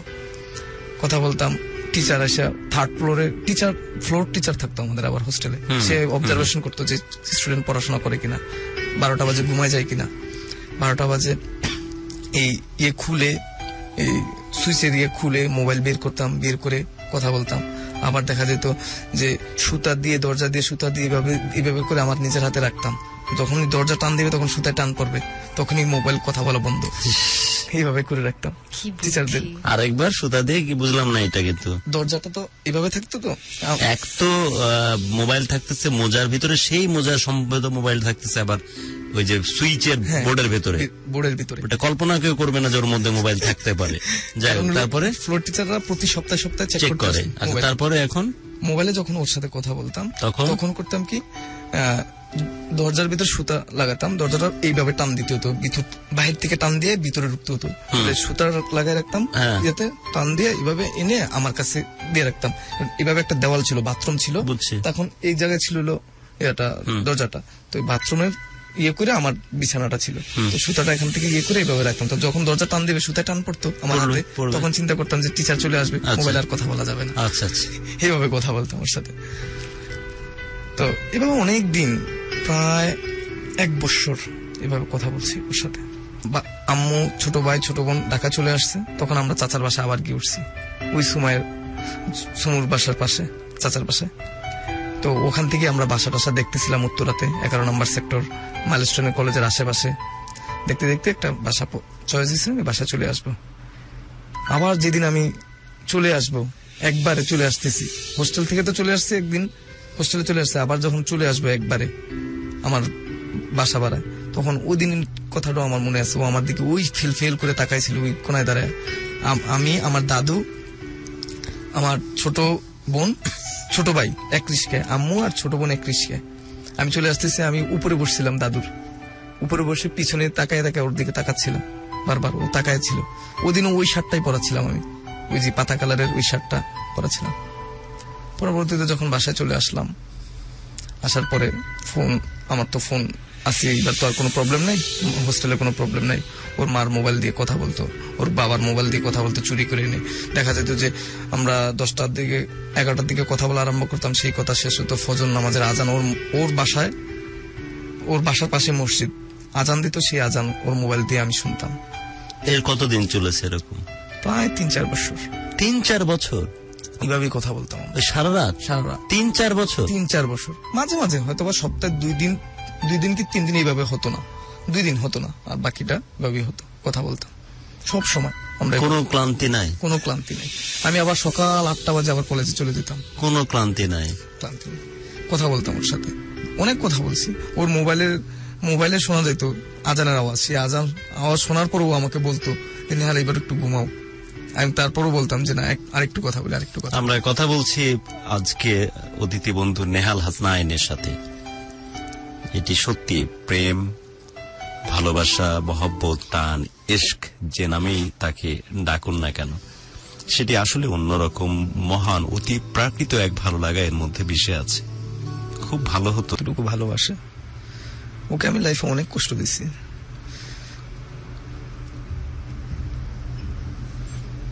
আমরা নেহালের কথা শুনছি, কিছু টেক্সটও নিই। এক্স্যাক্টলি, অনেক বন্ধু আছেন আমার সাথে এই মুহূর্তে যুক্ত আছেন। কাঞ্জুল ইসলাম জীবন লিখেছেন যে উনি দেখি আমাকেও হার মানিয়ে দিয়েছেন, এত রোমান্টিক। ইমেলও আছেন, আর অনেক বন্ধুই যুক্ত হয়েছেন এবং সাথেই থাকবেন আশা করছি। সো গুরু ইতেশমের কাছে চলে যাচ্ছি। ওকে আমি লাইফে এতটা কষ্ট দিছি যে সেটা আসলে এখানে বলে আমার এটা ক্ষমার অযোগ্য। আমি ওকে ভালোবাসছি, বাট মনের অজান্তে কেন জানি অনেক কষ্ট দিয়ে ফেলছি ওকে। আমি যে ওকে এতটা ভালোবাসি, আজকে কেন যে ফিল করি, বুঝতেছি যে আমি ওকে অনেক ভালোবাসি, বাট তখনও ভালোবাসতাম, কিন্তু এতটা কষ্ট দিয়ে ফেলছি নিজের কাছে খুব লজ্জাবোধ মনে হয়। যেন ও প্রতিদিন আমার সাথে একটু কথা বলার জন্য পাগল হয়ে থাকতো, প্রতিদিন আমার সাথে একটু দেখা করার জন্য পাগল হয়ে থাকতো। ও স্কুল ছুটি হলে ও আমাকে দেখার জন্য সে ওর বাসা থেকে চলে আসতো আমাদের বাসার ওখানে। হাউস বিল্ডিং এসে দাঁড়ায় থাকতো, দাঁড়ায় থেকে আমার জন্য ওয়েট করতো। আমি ঘুম থেকে উঠে ফ্রেশ হয়ে তারপর আসতাম ওর সাথে দেখা করতে। কোনোদিনও আমি ফার্স্ট হতে পারিনি, ওর ভালোবাসার কাছে হার মানবে কোনোদিনও আমি ওর মানে ও যে আমি যে ওর সাথে দেখা করবো কোনোদিনও আমি ফার্স্ট হতে পারিনি, যে আমি আগে গিয়ে দাঁড়ায় থাকবো। অনেক ট্রাই করছি বাট পারিনি। ওকে এমনও দিন এরকম কষ্ট দিছি যে ও আমাকে একটু দেখতে আসছে। আসার পরে আমি আড্ডা দিতেছি ফ্রেন্ডদের সাথে, বাট ও আইসা দাঁড়া রয়েছে, আমাকে ফোন দিয়ে বলতেছে যে নেহাল তুমি কই? আমি বলতেছি আমি তো কাজে আছি, তুমি চলে যাও বাসায়। ওকে এইভাবে কষ্ট দিছি। ওর সাথে বেশি কথা বলতে ওর পরবর্তীতে একটা প্রবলেম হয়ে গেছে, সেটা হলো মাইগ্রেনের প্রবলেম হয়ে গেছে মোবাইলে কথা বলতে। সেটা শুধুমাত্র আমার কারণেই হয়েছে, ওর মাইগ্রেনের প্রবলেমটা। দেখা যেত যে আস্তে আস্তে কথা বলতে একটা সময় অতিষ্ঠটা চলে আসছিল নিজের ভিতরে, যে আর এত কথা ভালো লাগে না। বন্ধু বান্ধবের সাথে আড্ডা এগুলোর ভিতরে বেশি জড়াই গেছিলাম। সাইফ, রাজ, শিহাব আমার বেস্ট ফ্রেন্ড, তারা শুনছে হয়তোবা, আমি তাদেরকে অনেক ভালোবাসি। আমরা এই 4টা ফ্রেন্ড। ভালোবাসা কি শিফট হয়ে গেছিল নাকি? না, শিফট বলতে দুটা ভালোবাসা দুই ধরনের, বাট মনে হয় যে বন্ধু বান্ধব একঘেয়েমিতার কারণে কিন্তু ডাইভার্ট হয়ে যাওয়ার মনে হয় ওই সময় হয়েছিল মনে হয়। তাদের সাথে কাঠ খেলতাম, দেখা যেত কাঠ খেলতে বসতাম 3 ঘন্টা 4 ঘন্টা কাঠ খেলতাম। ও ফোনের পর ফোন দিতেছে, আমি বলতাম একটু বিজি আছি, এটা করছি, ফোন রিসিভ করতাম না, এইটা সেটা বলে ওকে বুঝ দিতাম। বাট ও কিন্তু আমার সাথে কথা বলার জন্য পাগল হয়ে থাকতো, আমি ফোন রিসিভ করতাম না। অনেক কষ্ট দিছি আসলে। এটার যন্ত্রণাটা কি, যে মিথ্যা বলে কথা বলতে চাচ্ছি বাট মিথ্যা বলে এটার যন্ত্রণাটা আজকে আমি বুক করতেছি। আমি বুঝতে পারি এটার যন্ত্রণাটা কত বিশাল বড়। ওকে আমি ফার্স্ট একটা চিঠি লিখছিলাম, ও আমাকে বলছে যে নেহাল তুমি আমাকে একটা চিঠি লিখে দাও। আমার বাংলা হাতের লেখা, আবার মানে মোটামুটি আর কি সুন্দর বলতে গেলে। ওকে আমি অনেক সুন্দর একটা চিঠি লিখে দিছিলাম। ওই চিঠিটা ও বুকে রেখে প্রতিদিন ঘুমাতো, আমাকে বলতো। ও আমাকে ফার্স্ট একটা গিফট দিছে, সেটা হলো পুতুলের। যখন এই গিফটটা দিছে তখন প্রায় ওর সাথে ব্রেকআপ হইতো, বিভিন্ন কথাবার্তা ঝগড়াঝাটি হইতো। হওয়ার পরে বন্ধু বান্ধবের সাথে যখন আড্ডায় মজে গেছিলাম, তখন একদিন ওই পুতুলটা আমি ফালাই দিছিলাম, বাসার চিপা দিয়ে 2 বাসার মাঝখান দিয়ে ফালাই দিছিলাম। তো ওকে আমি কেন জানি বলে ফেলছি যে তোমার পুতুলটা। গুরু এতেশাম বলে, ওর কাছে ওর মুখে আমার এই ডাকটা কতই যে ভালো লাগলো, মেঘলা তোকে বলে বোঝাতে পারবো না। যে জানো ভাইয়া, মানে ওর জায়গাতে কি বলছিলি বল, খুব মন থেকে একেবারে মন থেকে। এবং ওর জায়গাতে ওর মনে হচ্ছে হয়তো যে ওর খুব কাছের একজন মানুষ ওর জীবনের কথা শুনতেছে একদম ওর মতো করে, তাই মনে হচ্ছে নাকি নেহাল? ওই কারণে সাউন্ডটা এরকম বাইর হয়েছে আর কি, যে জানো ভাইয়া। তো আমি আসলে সেভাবেই শুনছি নেহাল, সেভাবেই শুনছি। এবং কেন জানি মনে হচ্ছে যে তোর সাথে কোথায় যেন আমার কোনো এক জন্মান্তরের মিল আছে। হ্যাঁ, মার খাওয়াতে তো মিল আছে, মার খাওয়ার যে বর্ণনাটা আসলো বাবার, সেটার তো মিল আছে। আচ্ছা, তারপরে কি হলো? ওই বনানীতে চলে আসছি। আসার পরে আমার খেয়াল আছে যে ও ওখানে ওয়েট করতেছে, আমার মোবাইলের চার্জটা বন্ধ হয়ে গেছে, আমি ও আমাকে ফোনে পাচ্ছে না। ও যেন 2টা ঘন্টা ভার্সিটির সামনে দাঁড়ায় ছিল। আমার ভার্সিটির সামনে দারোয়ানের কাছে গিয়ে জিজ্ঞাসা করছে, ভার্সিটির ভিতরে গিয়ে বসছে। দারোয়ানও চিনি, আবু বক্কর করে নাম, হানিফ করে নাম। তারপর আমি যে দোকানে ফটোকপি করি বিভিন্ন শিট, ওই দোকানের সামনেও দাঁড়ায় ছিল। ওই দোকানের মামাও বলে যে, এখনো দেখলে বলে যে মামা মামির কি খবর, বলি যে ভালো আছে। কই দেখি না যে, আমি বলি যে আছে, দেখবা। ওদিন আমি চলে গেছি 2 ঘন্টা, ওর সাথে দেখা করার কথা 3টা-4টার দিকে। আমি এখান থেকে যাইতে যাইতে প্রায় 5টা-6টা বেজে গেছে। গিয়ে আমি মনে হচ্ছে যে কেন জানি মনে হচ্ছে যে ওকে আমি পাবো, মোবাইল অফ, যেন ওভারব্রিজ দিয়ে ও জাস্ট চলে যাবে। আর আমি জাস্ট বাস থেকে আমি ওকে দেখছি, ও ওভারব্রিজে উঠতেছে। আমি দৌড়ে গিয়ে ওর সামনে দাঁড়াইছি। আমার কেন জানি মনে হচ্ছে যে ওকে আমি পাবো। আমার মোবাইলটা অফ হয়ে গেছে, বাট গিয়ে আমি ওকে পাইছি। পেয়ে ওর হাত ধরে আমি টেনে নিয়ে গেছি আবার ভার্সিটির সামনে গিয়ে। আমরা হেঁটে ওকে বুঝাই শুনে, ও আমার জন্য অনেক কষ্ট করছে ভাইয়া, বিশ্বাস করো ভাইয়া। ওর আমার কথাগুলি তো হয়তোবা ও যে কি কষ্ট পাইছে সেটা হয়তোবা আমি বুঝাতে পারবো না। ও যদি বলতো তাহলে আমি চোখের পানি আমার পরে মাঝে মাঝে ওর কষ্টের কথা ও যখন বলে, বাট ওকে আমি বুঝতে দিই না। ওকে আমি প্রচুর কষ্ট দিছি, ও রাতে যখন কথা বলতো, একটা সময় দেখা যেত 12টা পর্যন্ত ফ্রেন্ডদের সাথে আড্ডা দিতাম। আড্ডা দিয়ে ওকে আমি তো মেন্টালিটি টর্চার করছি, এবং কি মাথায় যে রোগটা হয়েছে সেইটার জন্য সম্পূর্ণ দায়ী আমি আমার ফ্রেন্ডদের সাথে আড্ডা দিতাম। দেখা যেত প্রায় বাসার থেকে বের হয়ে আমি সাইফ এর ম্যাচে থাকতাম, ওদের সাথে কাঠ খেলতাম রাত্র 2টা 3টা 4টা। ওর ওই ফ্রেন্ড ওর ভাই আমাকে বলে, বাট আমি বিশ্বাস করি না। আমি ওর প্রতি বুঝতে পারছেন, ক্লাস 7-এ পড়ি, ওই সময় আমার ফার্স্ট লাভ ও। তো আমার ওর প্রতি অনেক বেশি ভালোবাসা ছিল, যার কারণে আমি ভাবতাম যে ওর কাজে মিথ্যা বলেও আমার ওর মধ্যে কোন একটা প্যাচ লাগানোর জন্য এগুলো কিছু করতেছে। এভাবে চলতে থাকে আমাদের রিলেশন। একটা সময় ওর সাথে দেখা করতে যাই, আবার আমার ফ্যামিলি কনজারভেটিভ, শুধু আমার ফ্যামিলিটা, আমার বাবা একটু কনজারভেটিভ, তো সে চায় না যে আমি একটু দূরে কোথাও যাই, মানে কথা চাই স্কুল তো বাসা এইটুকু। আর তবুও আমি মানে মাঝে মাঝে করে নিজেকে চেঞ্জ করে, ফ্রেন্ডের বোরখা পরে আমি যেতাম ওর সাথে দেখা করতে। তো একটা জিনিস বলে রাখা ভালো যে আমি সবসময় এক কথা মানুষ ছিলাম, যে ওকে যদি কখনো বলতাম আমি আসতেছি দেখা করতে, এনি হাও আমি ওর সাথে দেখা করতাম। তো ও মাঝে মাঝে আমাকে জিজ্ঞাসা করতো, কনফিউজ থাকতো যে তুমি আসবা তো। আমি তখন বলতাম যে দেখো আমি তো একবার বলছি, তুমি জানো এই কথাটা, একবার যে বলে যে আমি তোমার সাথে দেখা করবো তখন আসি দেখা করতে। তো এইভাবেই আমি খুব বেশি সিরিয়াস ছিলাম ওর ব্যাপারে, বাট ও এত সিরিয়াস ছিল না আমার সম্পর্কে। তো ও এরকম আমাকে, আমি বলি যে আমাদের রিলেশনের আজকে 7 থেকে আজকে 6 বছর ধরে আমি ওর পিছনে 4-5টা বছর কুকুরের মতো শুধু ওকে লাভ করি। আমি ওর পিছনে মানে এমন ভাবে দৌড়াই যে আমার ওকে চাই। আমার ফ্যামিলিতে যখন জানে আমাকে অনেক হার্ট করতো। আমার বাবা যখন আমার বাবা জানে তখন আমাকে খুব মারে বাবা, যে তুমি, কারণ আমি একটা কথা বলে রাখি, যেহেতু এখানে বলতে হচ্ছে তো কিছু বলি, যে আমার ফ্যামিলি, আমি যে এখানে থাকি ওখানে আমার ফ্যামিলি অনেক, মানে আমাদের ফ্যামিলি আমার বাবা চাচাদের কথায় অনেকটা উঠে বসে, অনেকটা না প্রায়।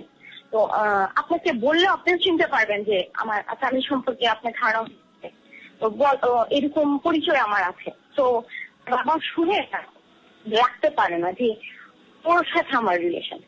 তো ওইভাবে রিলেশন চলতে থাকে আমাদের। তো আমি ওর পিছনে খুব শিখতাম যে ওকে আমার চাই। তো আমার ফ্যামিলি, আমার বাবা যখন ফার্স্ট জানতে পারে যে ওর সাথে আমার রিলেশন, সে একদমই মেনে নিতে পারে না। ইভেন এমন একটা অবস্থা, সে খাট থেকে নিচে পড়ে বসে যায় যে আমার মেয়েটা কি করছে, কোথায় কি করছে, এরকম একটা টেন্ডেন্সি নিয়ে সে খুব কষ্ট পায় আমার উপর। তবুও আমার একটাই যে আমার নিহাল কেটে।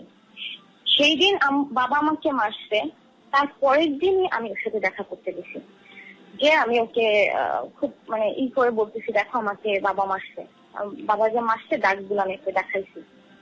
তো পরেও হাসতেছে, বলে ভালোবাসলে মাই খেতে হয় এরকম। আমি বলি তুমি তো খাও না, তোমার ফ্যামিলি থেকে তো তোমার এত প্রেশার দেয় না, তোমার ফ্যামিলি জানেও না আমার ফ্যামিলি তো আমাকে এভাবে করতেছে। যাই হোক, এভাবে জানে যে আমি বাসায় খুব প্রেশারে আছি। বাবা মা অনর্গল বাজে কথা বলতে থাকে যে তার সাথে রিলেশন করি, সেই খুব মানে যেটা সাধারণত মা বাবারা মানে না চাইলে যেটা হয়। তো ভাবেন 9-10 আমি ওর পিছনে ছুটতেই থাকি শুধু, যে ওকে আমি ভালোবাসি। আমার মা ওর ব্যাপারে কোনো খারাপ কথা বললে আমি মার সাথে চেঁচামেচি করতাম, যে তুমি সবসময় এই কথাটা আমি বলতাম আমার মাকে, যে যদি আমি দুনিয়াতে বেঁচে থাকি নেহালের জন্য বাঁচবো, আর যদি লাইফে আমি নিজে এস্টাবলিশড হই নেহালের জন্য হব, মানে আমার সবকিছু নেহালের জন্য। তোমরা মনে রাখো যে নেহালকে যেদিন তোমরা রিকোয়েস্ট করবা, যেদিন তোমরা বলবা যে সেটা তো তখন আমাকে, নেহালকে ছাড়া আমাকে চিন্তা করতে পারবা না তোমরা। আমার মাকে আমি সবসময় এইগুলো বলতাম, তো মা কখনো মেনে নিত না। একটা টাইমে আমার বিয়ে ঠিক হয় ফ্যামিলি থেকে 2010-এ। তো বিয়ে ঠিক হওয়ার পর বাবা খুব চায় সেখানে আমার বিয়ে হোক, আবার আমার কখনো ইচ্ছা ছিল না। আমি বারবার ওকে নক করতে থাকি, দেখো আমার তো এরকম বিয়ে ঠিক হচ্ছে। তো তখন ইসে পড়ে ইউনিভার্সিটিতে উঠছে, মেবি ফোর্থ সেমিস্টারে। তো আমাকে খুব বলে যে এখন তো আর আমার সম্ভব না তোমাকে নেওয়া, কারণ আমার ফ্যামিলি থেকে এটা দিবে না, এখনই তো আর আমার বিয়ের বয়স হয় নাই, এইসব অনেক কিছু বুঝায়। তবুও আমি অনেক অনেক বলি ওকে যে প্লিজ আমাকে নিয়ে যাও। তো এইভাবে বলতে বলতে ও কখনো আমাকে আমাকে শুধু বলে যে, আমি যদি বলে বিয়ে ঠিক হচ্ছে, ও বলে যে হলে পরে দেখা যাবে, বিয়ে হলে তারপর দেখা যাবে, যে আগে দিন আসুক তারপর দেখা যাবে, এরকম শুধু আমাকে বলতো। আমি সবসময় বলতাম যে দেখো তুমি তো এইভাবে বলেই যাচ্ছে, বলেই দেখা যাবে। তখন যেতে যেতে একটা সময় মানে আমার খুব বেশি জোর তোর বিয়ে হয়ে যাবে, তো ওকে আমি খুব বলি। তো গায়ে হলুদের দিনও আমি ওকে কল করি যে আমার তো আজকে গায়ে হলুদ, তুমি কি বলো, তুমি যদি বলো আমি চলে আসবো। তো ও বলতেছে যে না আমার সম্ভব না এখন। আমি বলছি প্লিজ তুমি একটা কথা বুঝতে চেষ্টা করো, আমার তুমি চিন্তা করে দেখো আমাদের রিলেশন 3-4 বছর রিলেশন, আজকে আমার গায়ে হলুদ আমার বিয়ে হয়ে যাচ্ছে, তুমি একটা জিনিস চিন্তা করে দেখো এই ব্যাপারটা। তো ও আমাকে বলে যে এখন আমি কি করতে পারি, আমার দ্বারা তো সম্ভব না। আমি বললাম যে তুমি লাস্ট আমার ফ্যামিলিকে এসে বলে যেতে পারতা যে তোমার মধ্যে রিলেশন, আমার ফ্যামিলিকে অন্তত আটকে ছেড়ে যেতে পারতা যে ওর সাথে আমার রিলেশন চলতেছে, এখন কিছু করেন না, এরকম কিছু বলতে পারতা। তারপর তারা কি করতেছে বা আমি কি করবো সেটা পরের ব্যাপার। তো এটা করে না। এর আগে আমি 2বার, আমার বিয়ের আগে ওই গায়ে হলুদের আগে আমি 2বার একটা মেয়ে মারা যাবো। তো আমার ফ্যামিলি, আমি পুরো সাইকো টাইপ হয়ে যাই, খুব ভয় পায় আমার ফ্যামিলি আমাকে নিয়ে যে ও কি হবে। দেন যাই হোক বিয়ে হয়ে যায় আমার। তো বিয়ে হয়ে যাওয়ার পর হ্যাঁ আমার বিয়ে হয়ে যায়। কবে বিয়ে হয়েছে আপনার? আমার 2011-এ। এখন কি আপনি সংসার করতেছেন? না, এখন ডিভোর্স হয়ে গেছে আমার। যাই হোক কতদিন সংসার করতেন? আমি 1 মাস ছিলাম ওখানে মাত্র। হ্যাঁ 1 মাস ছিলাম। ওখানে কি প্রবলেম ছিল? হ্যাঁ সেটাই বলছি। তো ওখানে আসলে এটা অনেক দূরে ছিল, আমার বিয়েটা দেয় অনেক দূরে। বাবা মনে করে যে ওখানে গেলে হয়তো আমার মন মানসিকতা ঠিক হয়ে যাবে, এই টাইপের কিছু চিন্তা করে। তো তারপর আমি যাওয়ার পরে চিন্তা করি যে যা হবার হয়ে গেছে, এখন আমার যেখানে আছি সেখানে আমার ভালো থাকতে হবে, এরকম কিছু থিঙ্কিং নিয়ে আমি শুরু করি। বাট আসলে শুরুটাই খুব খারাপ ছিল, এরকম খুব বেশি খারাপ ছিল। সেটা হচ্ছে যে বিয়ের পর যখন আমি দ্বিতীয় দিন, সেদিন মানে শুধু তাকে পাগল বলার কারণে সে আমার সাথে খুব খারাপ বিহেভ করে। ইভেন সে আমার নিচে বসায় আমার পা ধরে মাছটা যে কখন মানে ওনাকে যেন আমি পাগল না বলি। তো এভাবেই তারপর আমি লাস্ট দিন যেদিন ওকে আমি বলি যে আমাকে নিয়ে যাও, সেদিন আমাকে বলে যে আমার অনুষ্ঠানটা একটা ইস্যু হয় রেস্টুরেন্টে। তো আমাকে বলে যে তুমি ওখান থেকে যদি আমার হাত ধরে চলে আসতে পারো তাহলে আমি তোমাকে দিব। মানে ও জানতো যে এটা কখনো পসিবল না, সেই কারণেই ও আমাকে এই কথাটা বলছে।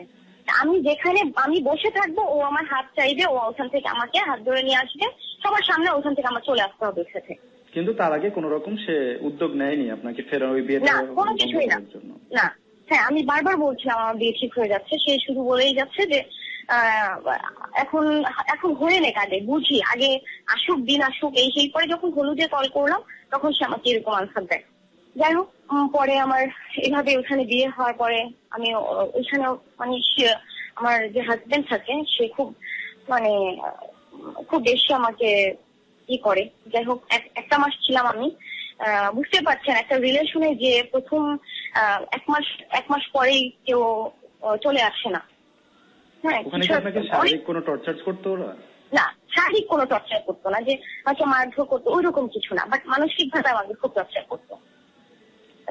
দেখা মানে অনেক ধরনের প্রবলেম ছিল এখানে। তো বাবা যখন হুটহাট চলে যেত ওখানে, যার পরে অনেক কিছুই দেখতে পারে, বুঝতে পারে, বাট আমি কখনো বাবাকে বুঝতে দিতাম না যে আমার সাথে কিছু হচ্ছে। তো আমি একটা উল্লেখ করি, যেটা হচ্ছে প্রথম দ্বিতীয় দিন যেদিন আমরা এখানে আসি, বাড়িতে আসি, আমার বাড়িতে আসার পর আমি যখন যাই, যাওয়ার পরে সে যাওয়ার পর আমাকে বলতেছে যে এই তোমার বিয়েতে যে টাকা উঠছে, আমার বিয়েতে প্রায় অনেক টাকা উঠছে, প্রায় 10 লাখের মতো টাকা উঠছে। তো ও এটা জানতে পারে ইনহাউ। তো জানার পরে সে আমাকে বলে তোমার বিয়েতে যে টাকা উঠছে সে টাকাটা কোথায়। তো এইভাবে আমাকে খুব করে, যে আমি বলি যে টাকাটা তো আমাদের এখানে তো সিস্টেম নেই এইভাবে দিয়ে দেওয়া। অনেক সময় দেখা যায় বাবা মারা ধার কর্য করে করে মেয়েদের দিয়ে দেয়, তারপরে টাকা ওকে চুকায় দেয় ধার কর্য। তুমি এটা কি বলছো, আপনি এটা কি বলছেন? তো সে খুব ওখানে আমার সাথে রাগারাগি করে, এখন তো মাকে কল করবি জিজ্ঞাসা কর। যেন আমি ভয় পাই যে এখন আম্মুকে যদি কল করে বলি ওইটা এই কথা বলতেছে, আম্মু টেনশনে পড়ে যাবে যে মেয়েকে নিয়ে এইভাবে করতেছে। বাট আমি চাচ্ছিলাম না এটা কোনোভাবেই আমার হাজবেন্ড সম্পর্কে তারা কোনো নেগেটিভ ধারণা নেই, কারণ আমি চাচ্ছিলাম যে ওই সংসারটা আমার টিকুক। কারণ বিয়ে একবারই হয়, আমাদের ফ্যামিলিটা অনেক অভিজাত একটা ফ্যামিলি, আমাদের ফ্যামিলিতে এর আগে এরকম কোনো কাহিনী ঘটে নাই। আমিও চাই নাই যে আমার সাথে এরকম কিছু হোক। দেন আমি আমার মাকে কল করে নর্মালি এভাবে জিজ্ঞাসা করি যে মা আমার বিয়েতে কত টাকা উঠছিল, মানে এমন ভাবে জিজ্ঞাসা করছি যে আম্মু যেন বুঝতে না পারে, বাট মায়ের মন সে বুঝিয়ে ফেলে। আমি বলি যে মা আমার বিয়েতে কত টাকা উঠছিল, আমি বলে তুমি এটা দিয়ে কি করবা? আমি বলি তা এমনি জানতে চাইলাম। বলে না এটা তো তোমার জানার কথা না, আর তুমি মাত্র গেলা এখন কল করে তুমি জিজ্ঞাসা করতেছো। তো এভাবে বলার পরে ও আমার পাশ থেকে আমাকে খুব করতেছিল যে বলো যে টাকা কোথায়। তারপরে আমি আম্মুকে বললাম যে আম্মু জিজ্ঞাসা করতেছে যে টাকা নাকি এখানে নাকি সিস্টেম টাকা দিয়ে দিতে হয়। দেন মা মানে খুব কষ্ট পায় যে প্রথম দিনে আমার মেয়েকে নিয়ে এইভাবে বলে। এর আগেও আমার সাথে কিছু ঘটনা ঘটে, মানে ওর বাড়িতে আমি 2 দিন একসাথে ছিলাম, 2 দিন পর আমার বউ ভাত হয়েছে। 2 দিন ছিলাম তখন সে ছোট একটা কারণে, আমি পাগল বলার কারণে যে পাগলামি করতেছেন কেন এই টাইপের একটা কথা বলছিলাম, মানে যেরকম বলি নাই পাগল, বলছি যে এটা পাগলামি করছেন কেন। বিশ্বাস করেন ভাই এই বিষয়ে আমি কিছুই বলি নাই তাকে, বাট সে আমাকে সেই জন্য সন্ধ্যা রাতে সে আমার সাথে অনেক বড় একটা সিন ক্রিয়েট করে, আমার ড্রেসিং টেবিলটা ভেঙে ফেলে, খুব খারাপ বিহেভ করে। তো তারপর আমি চুপচাপ সহ্য করে আমি তাকে জিজ্ঞেস করি লাস্টে কেন এরকম করতেছে। তো সে আমাকে বলে মাথায় পানি দাও। মাথায় পানি ঢাললাম, আধা ঘন্টা মাথায় পানি দিলে নিজেই মুছাই দিলাম মাথা। দেন আমি আবার জিজ্ঞেস করতেছি কেন এরকম করলেন। আমাকে বলে তুমি আমাকে পাগল বললা। এই কথাটা শোনার পর আমি খুব আটকে যাই যে আমি হাসবো নাকি কাঁদবো বুঝতে পারি না যে এইটুকু কারণে সে আমাকে এতটা কষ্ট দিল বা এরকম কিছু করলো। তারপর যাই হোক আমি তাকে সরি বলি, সে এভাবে সরি মানবে না, সে আমাকে নিচে বসায় এবার আমার পায়ে ধরে মাছ চেতে হবে। আমি আসলে ভাইয়া এমন একটা ফ্যামিলিতে বড় হয়েছে, আমি কখনো এই জিনিসটা দেখি নাই যে আমি কারোর কাছে ছোট হচ্ছি। বাট ওই দিন আমি আমার সংসার ধরে রাখার জন্য আমি তার পায়ে ধরে তারপর আমি তার কাছে মাফ দিই যে আমাকে মাফ করে দেন। সে আমাকে অ্যাকসেপ্ট করে, ওকে মাফ করলাম। তো এইভাবে এরপরে আমার সাথে ওই টাকা ব্যাপারটা নিয়ে এরকম করে, তো মার কাছে এই জিনিসটা যায়। তো দেন এইভাবেই ওইখান থেকে তারপর আমার থাকা সম্ভব হলো না, বাবা আমাকে ওখান থেকে নিয়ে আসলো। নিয়ে আসার পর এখানে রয়ে গেলাম। কবে আমি যেই মাসে আমার বিয়ে হয় তার পরের মাসেই আমি চলে আসি। সেই সময়টাই কি নেহালের সাথে কোনো যোগাযোগ ছিল আপনার? না, কোনো যোগাযোগ ছিল না। তবে একদিন আমি কল করে ওকে জাস্ট মানে ওকে কষ্ট দেওয়ার জন্য বা আমি ভালো আছি এরকম বুঝাতে আমি ওকে কল করি। দেন আমি নিজেই কল করি ওকে যে নেহাল তুমি আমাকে তো রাখলা না, বাট আমি এখন অনেক ভালো আছি। আসলে আমি একটু ভালো ছিলাম না তখনও, বাট আমি ভাবছি যে এটা তো আর সম্ভব না যে আমি ওর থেকে চলে যাব। তবুও আমি চাই যে সবাই জানুক আমি ভালো আছি এখানে। তো আমি একদিন কল করে আমি ওর সাথে কথা বলি কেমন আছো এসে, পরে ও জিজ্ঞেস করে কেমন আছো। আমি বলে হ্যাঁ অনেক ভালো আছি, আমার হাজবেন্ড খুব ভালো এসে। জাস্ট আমার দিক থেকে আমি আমার হাজবেন্ডকে বড় করার জন্য যা বলা আমি বলি। তারপর এভাবে আপনি ওখান থেকে চলে আসেন? আমি ওখান থেকে চলে আসি। আসার পর ওর সাথে আমার আমি কলেজে যাই, তখন আমার কলেজে ভর্তি করে দেয়। কলেজে ভর্তি করানোর পর ও জানতে পারে এখানে ও টাকার বাড়ি থেকে যে আমি চলে আসছি। তো ফার্স্টে ও জানতে পারে যে আমার ডিভোর্স হয়ে গেছে ওখানে। তো আসলে তখনই আমার ডিভোর্স হয়নি। তো ও আমাকে তারপর আমার সাথে যোগাযোগ করে, আমিও কথা বলি। আমি যেহেতু ওখানে খুব বেশি লাভ করতাম, তো ওর সাথে কথা বলে আমার মনে হয় যে আমি ওকে ভালোবাসি এখনো। বাট আমি কখনোই ওখান থেকে আসার এই কারণটা এই না যে আমি ওর জন্য চলে আসছি। আমার ওখানে প্রবলেম ছিল বলেই আমি চলে আসছি। তারপর যখন আমার সাথে যোগাযোগ করে তখন আমি বুঝতে পারি যে আমি ওকে এখনো লাভ করি। কেন আমি ওর সাথে আমার সাথে প্রথমে রাজি হই না, বলি যেটা সম্ভব না, আমার ফ্যামিলি কখনো মেনে নিবে না। তো এখন ভাববে যে হয়তো তোমার সাথে রিলেশন আছে বলেই আমি ওইখান থেকে চলে আসছি। এটা ভাবার মতো না, কারণ বাবা নিজেও জানতো যে এখানে আমার প্রবলেম ছিল। তবুও অনেক মানুষ বাহিরের মানুষ বলবে যে আলীর সাথে ওর রিলেশন আগে থেকেই ছিল, এখন ওর জন্য এখান থেকে চলে আসছে।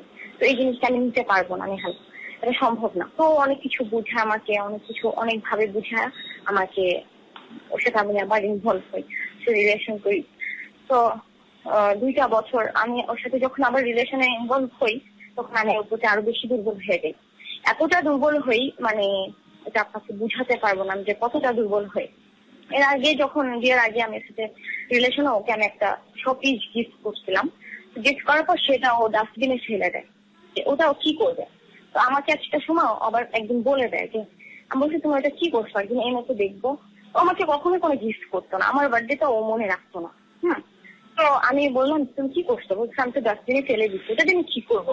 মানে ও আমাকে এমন ভাবে অবহেলা করতো অল টাইম যে ও মানে আমার কোনো কিছু ওর কাছে কোনো মূল্য ছিল না। বাট আমি ওর এক একটা জিনিস, ও যে এক একটা গোলাপ ওর মানে একদিন ও আমাকে একটা চিঠি দিয়েছিল, অনেক বলতে বলতে প্লিজ আমার একটা চিঠি দাও তুমি। তার একটা চিঠি দেয়, সেই চিঠি মানে ছোটখাটো জিনিস, ও আমাকে একটা টিস্যু দেয় মুছতে, সেই টিস্যুটা মানে ছোটখাটো জিনিস আমি আমার ডায়েরিতে করে স্টেপলার করে রেখে দিতাম যে এটা ওর দেওয়া বা ওর কাছ থেকে আমি নিয়েছি, এরকম চিন্তা করে আমি এগুলো রাখতাম। বাট ও আমার কখনো আমার কোনো জিনিস ও রাখতো না, ওটা আমার খুব খারাপ লাগতো। যেহেতু তখন অনেক ছোট ছিলাম, আমি জিনিসগুলো খুব কষ্ট পেতাম যে আমি জিনিসটা দিলাম ও ডাস্টবিনে ফেলে দিল। তারপরে আমি চিন্তা করি যে আমি কখনো ওকে গিফট করবো না। তো যাই হোক, ও আমার বার্থডেটাও কখনো মনে রাখতো না, ওকেশনালি আমাকে কখনো উইশ করার চেষ্টা করতো না। আমি সবসময় ওকে দেখা যেত ওর বার্থডেতে বা ওকেশনে আমি ফার্স্টে ওকে ও সবার আগে আমার কল পেত। তো এইভাবেই মানে ও আমাকে সবসময় প্রতিনিয়ত আমাকে অ্যাভয়েড করে চলতো। তো কলেজে ওঠার পর দেখা যেত আমি ওর ইউনিভার্সিটির সামনে ঘন্টার পর ঘন্টা দাঁড়িয়ে থাকতাম ওর সাথে একবার দেখা করার জন্য। বাট ওর কোনো দেখা নেই। দেখা যেত অনেকক্ষণ আমাকে বলতো যে আসতেছি। এমন ভাইয়া আমি বলি এমন কোনো দিন নাই যে ও আগে এসে দাঁড়াইছে আমি এরপরে মানে আমি পরে গেছি এসে দেখা করতে।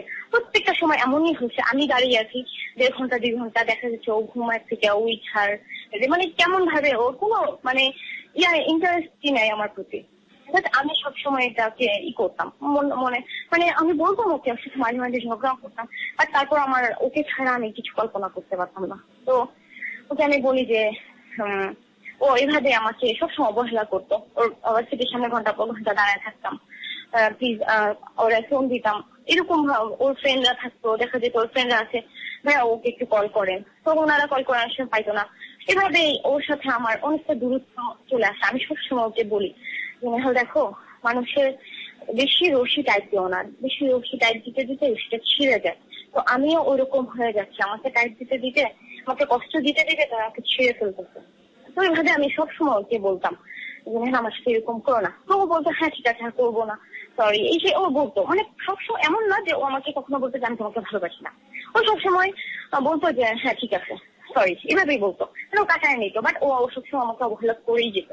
তো ওর একটা বিশ্বাস ছিল আমি কখনো ওকে ছেড়ে চলে যাব না। তো একটা দিন আমার একটা ফ্রেন্ড ওকে বলে যে ভাইয়া আপনি তো অ্যালি তো আপনাকে অনেক কল করে, অনেক ডিস্টার্ব করে, আপনি তো ওকে কখনো কল করেন না কেন, আপনি এরকম কেন করেন? ও যদি একটা সময় বন্ধ করে দেয় ফোন করা, তো বলে কি আমি 100% গ্যারান্টি দিতে পারবো আর 1 লক্ষ টাকা বাকি ধরো অ্যালি কখনো আমাকে ফোন না দিয়ে থাকতে পারবে না। তো পরে আমার এই ফ্রেন্ড আমাকে বলে যে দেখছিস তোর ব্যাপারটা তুই কিভাবে ওকে মানে করছিস, সেই জন্যই তোকে অবহেলা করে সবসময়, যে ও আমার সাথে 1 লক্ষ টাকা বাজি ধরতেছে যে তুই কখনো ওকে ছাড়া থাকতে পারবি না। তো কিছুটা অবহেলা করতো, আমার বিয়ে হয়েছে এই ব্যাপারটা আমার মনে হতো যে এরকম কিছু অবহেলা করতো হয়তো। তারপর আমি চিন্তা যে না ওর সাথে কথা বলবো না। কিন্তু ওই যে আমার কথা না বলার কারণ এই না যে আমি ওর সাথে রিলেশন ব্রেকআপ করছি, আমার কথা বলার কারণ এই যে আমি ওকে দেখাতে চাই যে তুমি কেন অবহেলা করো, আমিও তোমার সাথে না কথা বলে থাকতে পারি। তারপর আমি ওর সাথে কথা বলা বন্ধ করে দিই। থেকে কিছু 1 সপ্তাহ 2 সপ্তাহ পরও আমাকে আবার কল করে, কেন তুমি কল করতেছো না, মানে আমি যদি কল না করি ও কল করবে না। দেখা যাবে 1 সপ্তাহ 2 সপ্তাহ পর ও আবার কল করবে, কি ব্যাপার তুমি কল করতেছো না কেন? সেই মানে ও ফ্রেন্ড সার্কেল নেই, খুব বিজি, ওর ইউনিভার্সিটিতে খুব বিজি থাকতো, আমাকে কল করারও সময় ছিল না। দেখা যেত 1 সপ্তাহ 2 সপ্তাহ পর কল করতো, আমি বলতাম যে তুমি তো অনেক বিজি, তুমি আমাকে কল করবা কেন, আর আমি তো তোমার পায়ে ধরেই থাকি, তুমি আমাকে আর মূল্য দিবা কেন? সে বলেও আমাকে সরি টরি করে আবার রিলেশন, মানে এইভাবে আমাদের রিলেশন হয়তো এই পরের 2 বছরে আমাদের রিলেশনের মনে হয় ব্রেকআপ হয় 1000 লক্ষ বার। আবার আমি ব্যাক করি, আবার ও আমাকে বললে ও সরি বললে আমি ওকে বলি আচ্ছা ঠিক আছে এটা বাদ দাও। তো এইভাবে আমাদের রিলেশন চলে, বাট কখনোই ওর দিক থেকে কোনো সিরিয়াসনেস ছিল না। তো আমার মা কখনো এটা মেনে নিত না। আমার বড় আপু বলতো সবসময় যে আলি তুই যদি ওর সাথে যদি তোর বিয়ে হয়, আমি পার্সোনালি ওর সাথে কখনো আমার হবে না, আমি কখনো ওকে মেনে নিতে পারবো না। আম্মু আমার সবসময় বলতো। তো আমি একটাই কথা বলতাম যে মানে আম্মু যখন ওর ব্যাপারে ওর নেগেটিভ কোনো কথা বলতো আমি খুব বকাঝকা করতাম। আর ওইখান থেকে আসার পর নিহালের কিছু কাহিনী এগুলো আমাকে খুব পেইন দিত, যার কারণে আমি একদিন মিরপুরে আমার মা আমাকে ডক্টরের কাছে নিয়ে যায়। ও আমাকে এত পেইন দিত, দেখা যাচ্ছে আমি ওকে বলতেছি আমি তোমাকে লাভ করি, তুমি আমার সাথে এরকম করো না। ও দেখা যাচ্ছে পেপার পড়তেছে, পেপার পড়ে মানে সময় মানে আমাকে মূল্য দিত না, এরকম কাজ করতো। হাসতেছে, ফ্রেন্ডের সাথে কথা বলতেছে, আমাকে ফোনে রেখে আমি ওকে সিরিয়াস কিছু কথা বলছি, অন্যদিকে ওই করে কথা এইভাবে চলতো। তো দেখা যাচ্ছে আমি যখন খুব কষ্ট পেতাম, আমি জোরে জোরে চিৎকার করতাম, কান্না করতাম, কেন আমার সাথে তুমি এরকম করো। তখন আমি দেয়ালের সাথে আমার মাথা ঢোকাইতাম, হাত টাত কাটতাম। আমার হাত দেখলে বলবেন হ্যাঁ আমি কি করছি, আমার হাতটাকে অনেক হাত টাত কাটতাম, এরকম পাগলামি করতাম। আসলে এখন মনে হয় যে আমি পাগলামি করতাম, ঠিক করি না কাজগুলো। সেইভাবে যখন আমি পাগলামি করতাম তো আমার মা খুব করতো যে ও কিভাবে বাঁচবে। আমার মা মনে করতো আমি মরেই যাবো, এইভাবে যে আমি আমাকে নিজেকে কষ্ট দিই, তো মা মনে করতো আমি মরেই যাবো। তারপর মা আমাকে নিয়ে হসপিটাল না আসলে মিরপুরে একটা ডক্টর কাছে যায়, খুব বড় মানে ইসের। তো তার ওষুধ খেয়ে কিছুটা আস্তে আস্তে ভালো হই। যাই হোক এভাবে নিহাল আমাকে সবসময় টর্চার করতো। দেখা যেত আমি সিরিয়াস আছি, বাট ও এই ব্যাপারগুলো উড়াই দিত, আমার সাথে ওইভাবে কথা বলতো না। আমি বলি নিহাল, একটা মানুষকে ভালোবেসে কথা বলার মধ্যে কি আনন্দ তুমি বুঝো না। ও কখনো সিরিয়াসলি কথা বলতো না। দেখা যাচ্ছে সারাদিন ফ্রেন্ডের সাথে আছে, রাত 12টার পর আমাকে কল করতো। সবচেয়ে বড় কথা হচ্ছে আমার খুব মাইগ্রেনের প্রবলেম, সেই ক্লাস 9 থেকে আমার মাইগ্রেনের প্রবলেম। তো আমার মাইগ্রেনে ব্যথা হচ্ছে, এত ব্যথা করে আমি কম্পিউটার স্ক্রিনে তাকাতে পারি না, টিভি স্ক্রিনে তাকাতে পারি না, কারোর সাথে বেশিক্ষণ মোবাইলে কথা বলতে পারি না, আমার খুব মাথা ব্যথা করে। আর ও তো আমাকে কল করে 10টার রাত্র 11টার পর 12টার পর কল করে, সারাদিন ও ফ্রেন্ডের সাথে থেকে ও রাত্রে 11টার পর কল করে আমার সাথে কথা বলবে। দেখা যায় যে আমি তখন সহ্য করতে পারতাম না, নিতে পারতাম না, বলতাম যে দেখুন আমার খুব মাথা ব্যথা করতেছে, আমি পারতেছি না। আগে অনেক বলতাম ওর সাথে, রাত্র মানে 3-4টা পর্যন্ত আমি ওর সাথে কথা বলতাম। বাট আমি যখন আমার ব্যথাটা বেড়ে গেল, আমি যখন ওখান থেকে আসলাম, ডক্টর দেখাইলো, এরপর আমার খুব কষ্ট হতো যে এভাবে মাথা যখন আমি ওয়ালের সাথে ঠুকাইতাম, এরপর থেকে আমার খুব কষ্ট হতো, ওর সাথে আমি কথা বলতে পারতাম না। তো আমি ওকে খুব বলতাম যে আমি এখন কথা বলতে পারতেছি না। তো ও আমার সাথে, আমি তখন বলতাম যে সারাদিন তো তুমি আমার সাথে খোঁজ খবর না, একটা বার ফোন দিয়ে জিজ্ঞেস করো না আলি তুমি কোথায় আছো, কি করতেছো। রাত 12টার পর তুমি আমার সাথে কথা বলার জন্য এখন পাগল হয়ে গেছে। আমার সাথে বলে 20 মিনিট কথা বলো, আধা ঘন্টা কথা বলবো, হইলে আবার বলে 10টা মিনিট কথা বলো, এরকম। আমি তখন বলি যে তুমি এখন কেন পাগল হচ্ছ, এখন কেন কথা বলবা, সারাদিন তো আমার খোঁজ খবর নাও না। মানে ও সারাদিন ফ্রেন্ডের মধ্যে থাকে, যখন রাত হয় তখন তো একা হয়ে যায়, তখন আমার তো মনে পড়ে। এইভাবে ও এরকম আমার সাথে করে। তো আমার এত মাথা ব্যথা করে যে আমি তখন কেঁদে ফেলতাম যে নিহাল আমাকে কষ্ট দিও না, তুমি জানো মাইগ্রেনের প্রবলেম, তোমাকে এত লাভ করো, তুমি এটুকু বুঝো না আমার কষ্ট হচ্ছে। তো এরকম ওকে অনেক বুঝাইতাম, বাট ও বুঝতো না। ও বলে 5 মিনিটে তো কথা বলবো, ঝগড়া লেগে যেত যে কেন তুমি এরকম করো, পাশে আগে তো 3 ঘন্টা কথা বলতাম, তোমাকে এভাবে বলতো। তো আমি ওকে বুঝাইতে চেষ্টা করতাম, বুঝতো না। মানে ব্রেকআপটা আপনি যে মোর ইউটার্ন নিলেন, এটা কিভাবে শুরু হলো সেটাই বলুন তো একটু। আমার ব্রেকআপ হয় হচ্ছে ফার্স্টে আমি মানে কিছুদিন আগেও 6-7 মাস আগে ওর পিছনে আমি খুব ছুটতাম। ওর ফ্রেন্ডরা পর্যন্ত নিজেরা দেখতো যে আমি ওর পিছনে কিভাবে ছুটতাম। ওর ফ্রেন্ডরা এখনো বলে যে হ্যাঁ আমরা স্বীকার করি যে তুমি অনেক বেশি লাভ করতা। ও তোমাকে দেখা করার কথা বলে ঘুমায় থাকতো, তোমাকে দেখা করার বলে অন্যদিকে চলে যেত। আমি ওর ভার্সিটির সামনে ঘন্টা পর ঘন্টা দাঁড়িয়ে থাকতাম। ওর মামা, ওদের যে ভার্সিটির যে দারোয়ান মামা, সেও আমাকে চিনে, সেও আমাকে বলছে আজকে নেহাল মামা আসুক, ওনাকে আমি বলবো যে সে কিভাবে একটা মানুষকে এভাবে দাঁড় করে রাখে। 3টা ঘন্টা আমি দাঁড়াইছিলাম। দেন ও যখন লাস্ট 3টা ঘন্টা পর আসছে, ও কাজে ছিল, ও ঠিক আছে, বাট ও আমাকে কল করে জানাই দিতে পারতো যে ও কাজে ছিল। তো 3 ঘন্টা পর যখন আসছে, আমি এক ঝট্ট, ও যখন আমার হাতটা এসে ধরছে, দূর থেকে এসে দৌড়া, আমি ভুলে গেছি ওর সাথে আমার কিছু। তখন আমি দাঁড়িয়েছিলাম, আমি ভুলেই গেছি। নর্মাল বিহেভ করছে ওর সাথে আমি, ওকে সরি, ও আমার সরি বলছে, আমি ওকে। এইভাবে আমি ওকে অনেক বেশি লাভ করে আমি ওকে খুব করতাম, চাইতাম। তো একটা সময় ও কিছুদিন আগে ওর দেখতাম অবহেলা করে, আমাকে খুব বেশি অবহেলা করতেছে। আর আমার যেহেতু বিয়ে হয়েছে আগে, তো মানে ঝগড়াঝাটি হলেই কিছু থেকে কিছু হলে আমাকে দিত যে তুই তো নষ্ট বিস্কুট, এই সেই বিভিন্ন কথা বলতো, যেগুলো আমি নিতে পারতাম, আমার খুব কষ্ট হতো, আমি অনেক কান্নাকাটি করতাম। আর এই কারণগুলোতে আমার আরো বেশি কষ্ট হতো, মাথা ব্যথা হতো। দেখা যেত ওর সাথে, তারপর আমি ওর সাথে কন্টিনিউ করতাম। তো লাস্ট বার যখন ও আমাকে বলতেছে যে আলি তুমি, মানে ও আমাকে খুব অবহেলা করতেছে, আমি একদিন কল করলাম, ও ফ্রেন্ড পিক করছে, ফ্রেন্ড পিক করে বলতেছে যে তুমি ওর সাথে রিলেশন আর রাখা সম্ভব না, ও তোমার প্রতি ইন্টারেস্ট না, তুমি অন্যদিকে করো, তুমি ওর সাথে রিলেশন করবে না। মানে ওর ফ্রেন্ডটিকেও বলাচ্ছে এইভাবে, অনেক কথা বললো ওর ফ্রেন্ড। তো আমি কান্নাকাটি শুরু করছি যে ভাইয়া এই 6টা বছরের রিলেশন ও এক ঝটকায় ও শেষ করে দিতে চাচ্ছে, এটা কিভাবে সম্ভব? তো ও বলতেছে যে, ওই ভাইয়া বলতেছে যে না করতে হবে, এখন কিছু করে নাই, যখন রিলেশন করে তখন কি এত কিছু চিন্তা ভাবনা করে না যে 6 বছরের রিলেশন একদিন ব্রেকআপ হয়ে যাবে নাকি। তো আমি খুব কান্নাকাটি করি ওই ভাইয়ের কাছে, সে শুধু আমাকে নেগেটিভলি, আমাকে বিভিন্ন বকাঝকা করে, মানে কিছুটা খুব রাগ হয়ে আমার সাথে বলে যে রিলেশনের সময় কেউ বোঝে না যে কার সাথে এইভাবে, এরকম ভাবে আমাকে বলে। This track was downloaded from FusionBD.com. এই ছিল আমাদের আজকে হট সিট, যিনি বসেছেন তার ভালোবাসার মানুষ, যাকে সমু বলে আদর করে ডাকে আমাদের এই আজকের আমন্ত্রিত অতিথি। সে নিজেও ঘটনার শুরুতেই বলেছে যে আমার কিছু ভুলের কারণে, আমার দোষের কারণে এমন ভালোবাসা প্রবণ একজন মানুষ এমন করে ভালোবাসতে পারে যে তাকে আমি পায়ে ঠেলেছি। সে কথাগুলোই হয়তো উঠে এসেছে সমুর কথার ভেতর দিয়ে, যে এত বেশি অবহেলার পরে তার জীবনটাও হয়তো এলোমেলো হয়ে গেছে। তার পিছনে অনেক বড় একটি ভূমিকা আমাদের আজকের এই আমন্ত্রিত অতিথি। সে এসবের প্রেক্ষিতে তার পক্ষ থেকে কি বলার আছে সে কথাগুলো আমরা একটু শুনব। নেহাল হাসনাইন। সুমন, তুমি যেগুলি বলছো এগুলি আমি শুনছি এতক্ষণ ধরে, খুব বোঝানোর চেষ্টা করলাম যে সময় আমি সরি, আমি বুঝতে পারিনি, আমি এটা করতে চাইনি, কেন হয়ে গেছে আমি জানি না। হওয়ার পরে ওকে অনেক বুঝাইলাম, কোনোভাবেই রাজি না। পরে রাজকে এসে বলি, রাজ আমি তোর কাছে যেটা বলছি আসলে সত্যি কথা এটা। রাজও শুনতেছে এই কথাগুলি। বললাম যে রাজ তোর কাছে যেগুলো ব্যাপারগুলো কমপ্লিকেটেড হয়ে গেছে, যে আমি যখনই ও চলে যায় তখনই মনে হয় যে কি জানি আমার কাছ থেকে চলে গেল। যখন থাকে তখন মনে হয় যে ফ্রেন্ড সার্কেলের ভিতরে আড্ডায় জমে আছে, তখন আর গুরুত্ব থাকে না। গুরুত্ব থাকে না বলতে না, ভালোবাসি না সেটা না, গুরুত্ব থাকে না।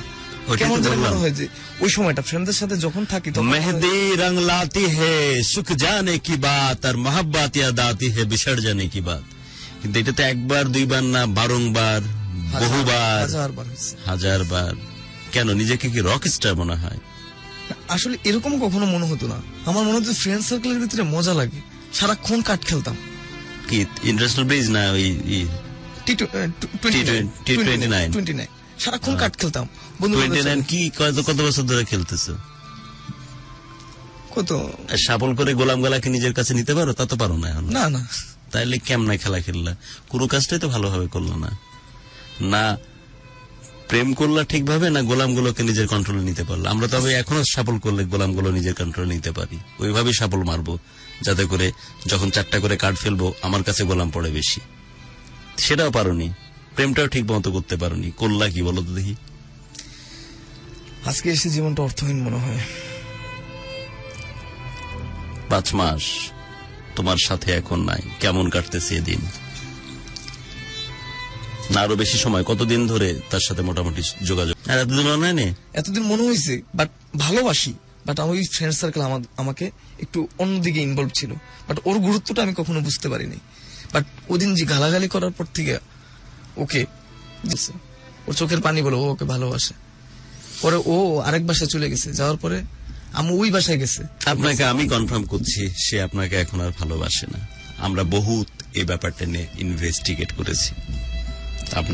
আপনি আপনার মন মানসিকতা এই জিনিসগুলোকে মেনে নিতে পারছে না, এটি সত্য কথা। আপনাকে সে আর ভালোবাসে না, এবং এই বিষয়টা আমরা জানবার জন্য ওর কাছের মানুষজন, ওর ব্যক্তিগত পরিমণ্ডল সবকিছু মিলিয়ে আমরা যতদূর সম্ভব তার একেবারে গহীনে যাওয়ার চেষ্টা করেছি, এবং এটি পরিষ্কারভাবে প্রতিভাত হয়েছে আপনাকে আর সে চায় না। এবং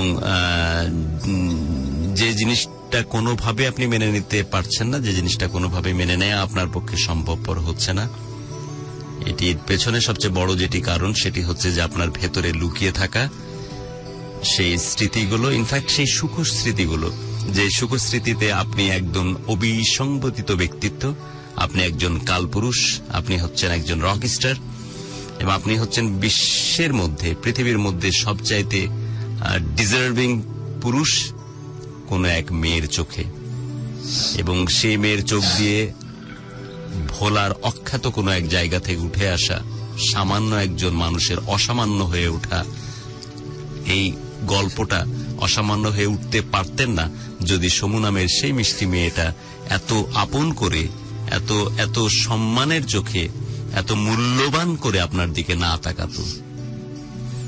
আপনি, আপনার মতো আপনারা যারা এরকম আছেন, এরকম ভোলা, এরকম কুমিল্লা, এরকম অন্য কোন জায়গায় বিভিন্ন অলিগলিতে হাজারো সময় অনেকেই এরকম ভাবেই কিন্তু নিঃশেষ হয়ে যায়, হারিয়ে যায়। কিন্তু এই যে নিজেকে এত মূল্যবান ভাবা, নিজেকে এত ইম্পর্টেন্ট ভাবা, নিজেকে এত বেশি মূল্যবান মনে করার পিছনে সবচেয়ে বড় যেটি কারণ, সবচেয়ে বড় যার অবদান, আমার মনে হয় সেটি হচ্ছে সমু নামের সে মেয়েটি, যে মেয়েটি এইভাবে আপনার দিকে তাকাতো বলেই নিজেকে এত মূল্যবান মনে হয়েছিল। এখন আর আপনার সেটি ভাববার কোনো কারণ নাই। আমি পরিষ্কারভাবে বলে দিচ্ছি, কঠিন এই সত্য কথা মেনে নিন, আপনাকে সে আর ভালোবাসে না। আপনার সমু আর সেই সমু নেই যে আপনার মসজিদে যাওয়া এবং আসার পথে দৃষ্টির সেই চাদর বিছিয়ে আপনার জন্য অপেক্ষা করত। আপনার সেই সমু আর সেই সমু নেই যে সমু আপনার দেয়া টিস্যুটাকেও তার ডায়েরির কাগজের মধ্যে স্ট্যাপলিং করে রাখতো। আমার জান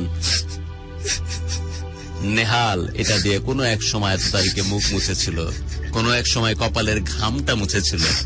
সেদিন তারিখ ছিল এত, এবং সেদিন প্রচন্ড গরম পড়েছিল। আমার নেহালের গায়ের গন্ধ এখনো আমি স্পর্শ করতে পারি যখন এই টিস্যুটা আমি নিজে ছুঁয়ে দেখি। আপনি ভেতর থেকে এই ভুল ধারণা মুছে ফেলুন যে এরকম ভাবে আপনার ব্যবহৃত টিস্যু কখনোই সে তার স্বপ্নের সাথে জড়িয়ে ফেলবে না। আপনার ভেতর থেকে এগুলো সব মুছে ফেলুন যে আপনার কোন স্মৃতি এখন আর তাকে ওইভাবে মহামান্বিত করে তোলে না।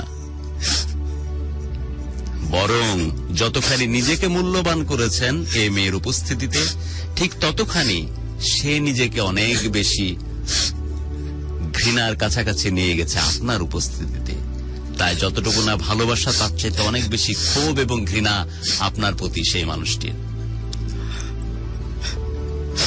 আমি সেই মানুষটিকে ফোনে নেব এবং আপনাকে যে আসলে সে ঘৃণা করে, আপনার প্রতি সেই প্রেম, সেই মহব্বত, সেই টান, সেই ভালোবাসা আর নাই। আপনার টিস্যুকে সে আর কখনো স্ট্যাপলিং করার প্রয়োজন মনে করে না। আপনার মসজিদে যাওয়ার, ফিরে আসার পথটাকে এত বেশি মূল্যবান মনে করে তার দৃষ্টির চাদর বিছিয়ে তাকিয়ে বসে থাকে না। আপনার সাথে কথা বলার জন্য এরকম ভাবে সে পাগল হয়ে থাকে না। এই বিশ্বাসটা আপনার মধ্যে ঢুকিয়ে ফেলুন, তাহলে আপনার জন্য মূল্যবান, মূল্যবান সেই মেয়েটির জন্য যে মেয়েটির সাথে কোনো একদিন আপনার সম্পর্ক ছিল। যে মেয়েটির মাইগ্রেন শুধু না, মাইগ্রেন তো একটা শারীরিক সমস্যা মাত্র, যে মেয়েটির জীবনটাকে পর্যন্ত আপনি নস্যাৎ করে দিয়েছেন। হয়তো এই মেয়েটি তার বৈবাহিক জীবনে কিছুটা হলেও চেষ্টা করতে পারত তার সাথে কিভাবে কোএক্সিস্ট করা যায়, কিন্তু আপনি এমনই ভালোবাসার এক সানাই বাজিয়ে চলেছিলেন ওর মনের মধ্যে, সেখানেও সে আপনি তার মতো করে সেখানে তাকে থাকতে হয়তো সাহায্য করেননি, থাকতে দেননি, দিয়ে সে না ঘরকা না ঘাটকা এরকম একটা সিচুয়েশনে অর্থহীন জীবনের মধ্যে তাকে ফেলে দিয়েছেন। আপনাকে ঘেন্না করে সে এখন। বিশ্বাস করুন, এই যে এখন আমি তাকে ফোনে নিচ্ছি, আরেক দফায় সে বিশ্বাসটা আপনার কাছে পৌঁছে দিচ্ছে এই মেসেজ। সমস্ত স্মৃতির পাতা থেকে এগুলো মুছে ফেলুন। এটা আপনার জন্য মূল্যবান, মূল্যবান সেই মেয়েটির জন্য। মুছে ফেলুন, নতুন করে ঘুরে দাঁড়ানোর চেষ্টা করুন, কোনো এক সমুখে নিয়ে নতুন করে আবার স্বপ্ন দেখুন। ও একবার হাত দেখাইছিল এক ছেলের, এক লোকের কাছে। দেখানোর পরে ওই লোকটা বলছিল তোমরা দুজন দুজনকে পাবা, তবে অনেক বাধা বিপত্তি কাটাইতে হবে। ও আমাকে বলছিল, তো বিশ্বাস যে আমার কাছে ফিরে আসবে। এই বিশ্বাসটাই আপনার জন্য কাল হয়ে আছে, এবং কাল হয়ে আছে এই মেয়েটির জন্য। এখান থেকে যত তাড়াতাড়ি মুক্তি পান আপনাদের দুইজনের জন্য মঙ্গলজনক। এর জন্য আমি কিন্তু এই তথ্যগুলো দেওয়ার চেষ্টা করছি। ওর সামনে হাত কতবার কাটছেন হাত দেখি? হাত তো কাটা দেখি 4-5 বার হয়েছে। প্রতি মাসে একটা করে কাটা না কটা? না, একদিনই ওর সামনে একদিনে 5 বার। যাই হোক, এই যে এই ব্যাপারগুলো ঘটতে থাকবে, এই ব্যাপারগুলো ঘটা বন্ধ হবে সত্য কথাটাকে যদি মেনে নিতে পারেন।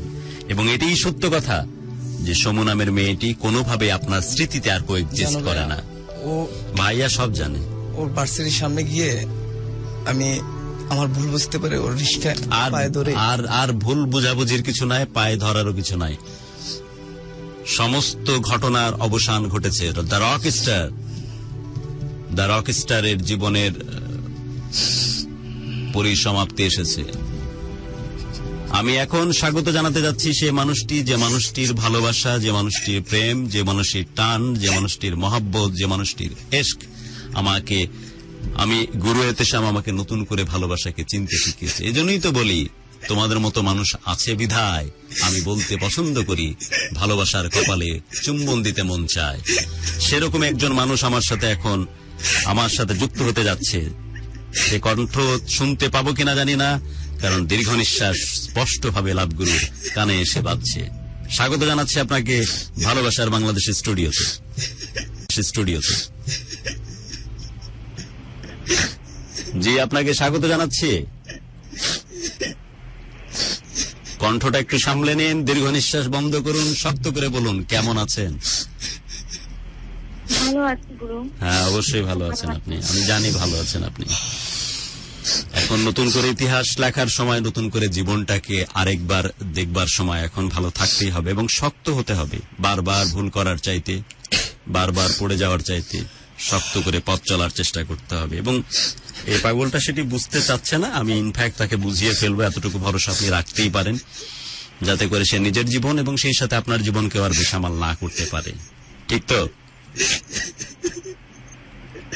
আরে ভাই, কান্নাকাটির কি জায়গা নেই? এটা কান্নাকাটি লজিক্যাল ওয়েতে হলে আমিও বলি যে কান্দো, আমিও তোমার সাথে কান্দি। তুমি যেটা কান্দতেছো ভাই একেবারে ইলজিক্যাল ওয়েতে, এটা কান্নাকাটির জায়গা না রে ভাই।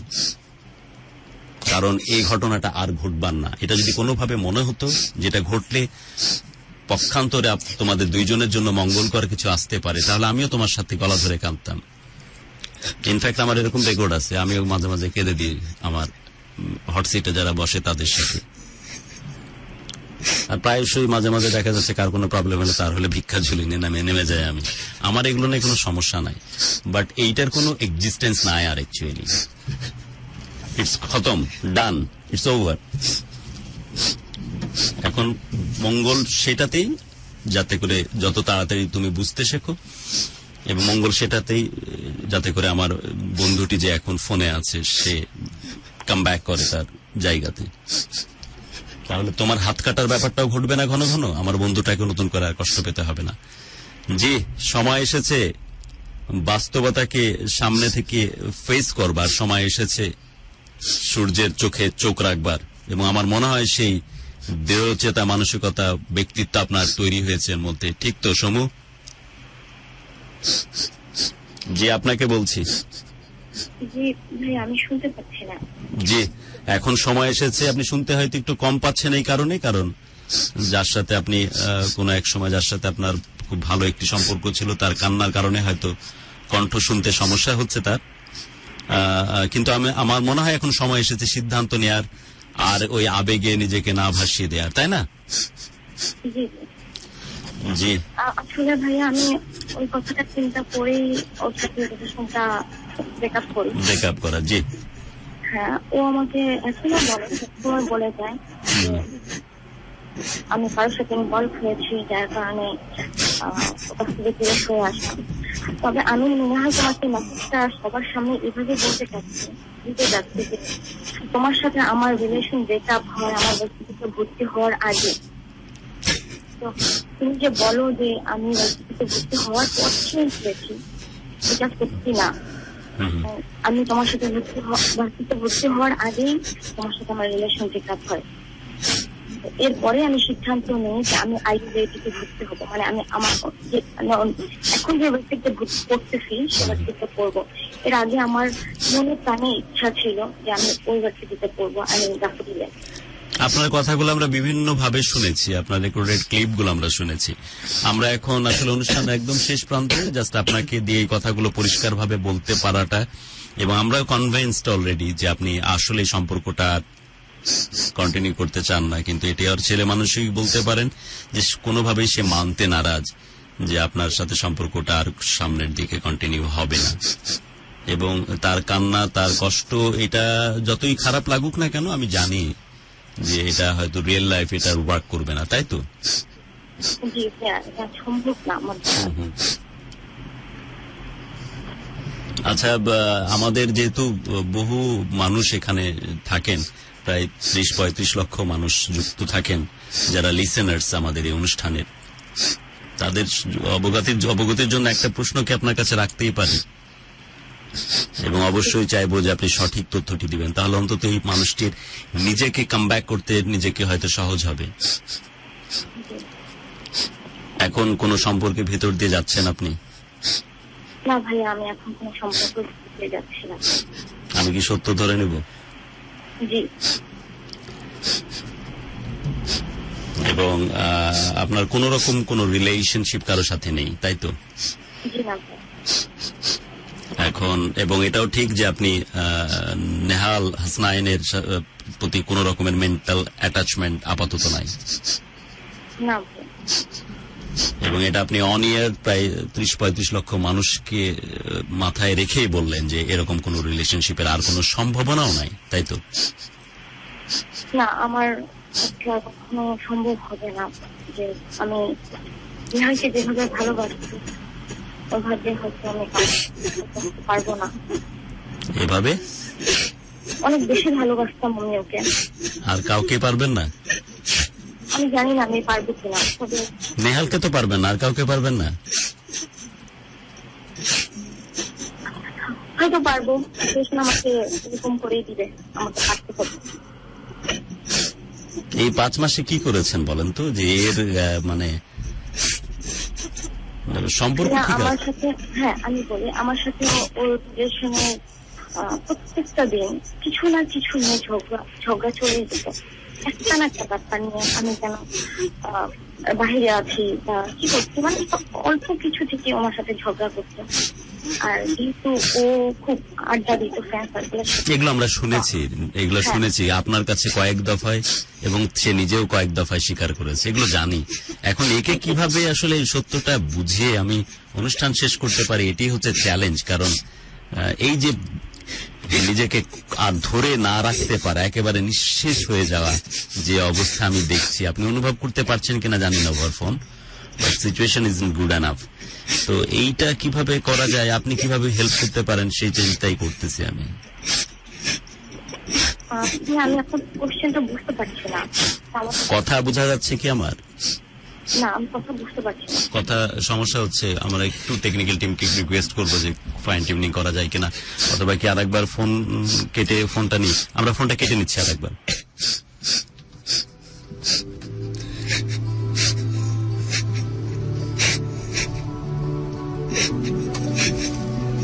আমরা এই ফাঁকে কথা শেষ করে নিয়ে আসতে চাচ্ছি আমাদের আজকের অতিথি বন্ধুর কাছ থেকে, যে হয়তো মিনিমাম কথা বলবার মতো অবস্থাতে নাই, কিন্তু চিরায়ত সত্যকে আসলে অস্বীকার না করবার কোনো সুযোগ নেই।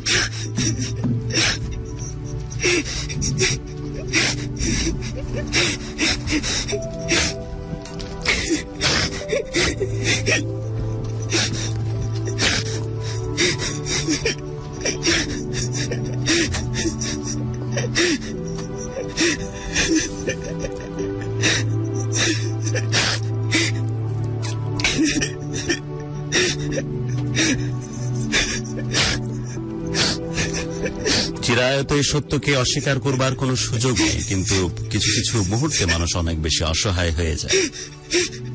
সব ছেড়ে দিছি, ফ্রেন্ড সার্কেল সব ছেড়ে দিছি। সমু কি ফোনে আছে? আমরা ট্রাই করছি, আমরা তাকে ফোনে নিব এবং আমরা অনুষ্ঠান শেষ করব। এবং আমরা আসলে আজকে এই ফিনিশ লাইনটা আসলে সমুর কারণেই এবং আমাদের আজকের অতিথি বন্ধু নেহাল হাসনাইনের কারণেই উপস্থাপন করা, যাতে করে সত্য যা সত্যই সেটি যত রূঢ়ই হোক না কেন, যাতে করে দুইজনকে টিউন করাটা অনেক বেশি সহজ হয়। তাই আমরা চেষ্টা করেছি। এখন আমাদের সাথে আবার আমরা ফোনে যুক্ত করতে যাচ্ছি সমুকে।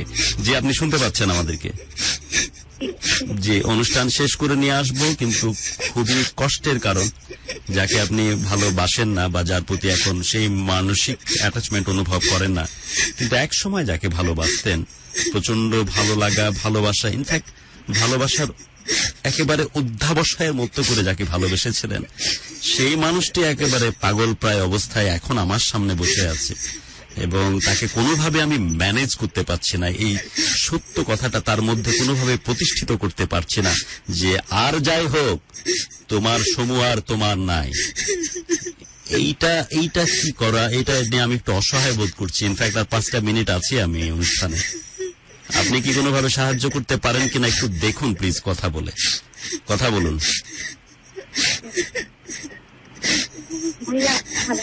জি, একটু প্লিজ তার সাথেই কথা বলুন। আমি কোনোভাবেই এই মানুষটিকে স্বাভাবিক করতে পারছি না। আপনাকে অনুরোধ করছি এই কারণে যে বছরের পর বছরে মানুষটিকে আপনি ভালোবেসেছেন, আপনার অধিকার আছে তার কাছ থেকে নিজেকে সরিয়ে নেয়ার, কোনো সমস্যা নাই, বাট অ্যাটলিস্ট আপাতত অনুষ্ঠান শেষ করব আমি, তাকে একটু যদি ম্যানেজ করতে আমাকে সাহায্য করেন।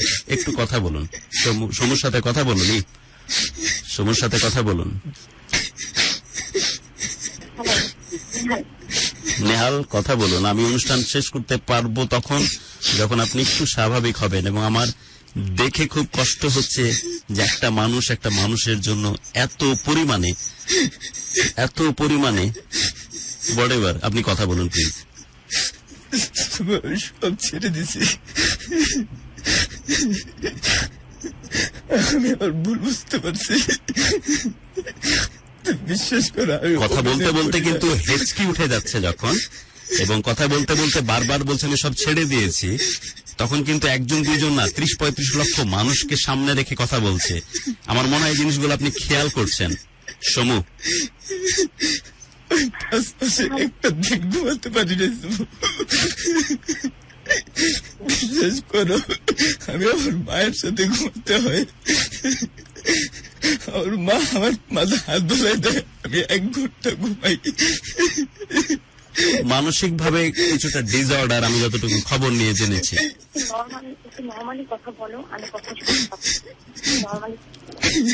মানসিক ভাবে কিছুটা ডিসঅর্ডার যতটুকু আমি শুনেছি বা জেনেছি। এবং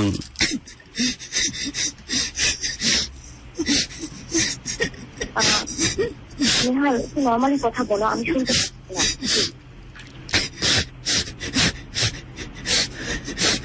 এতক্ষণ পর্যন্ত যতটুকু কথা সে বলেছে সেটা হচ্ছে আমি সব ছেড়ে দিয়েছি। আপনাকে সে ভালোবাসে প্রচন্ড, অনেক ভালোবাসি আমি তো।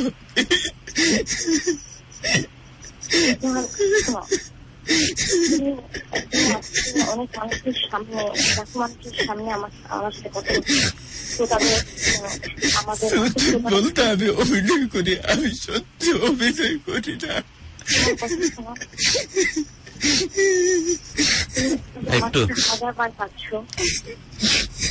একটু থামো, দেখি কি বলে। হ্যাঁ সমু বলেন।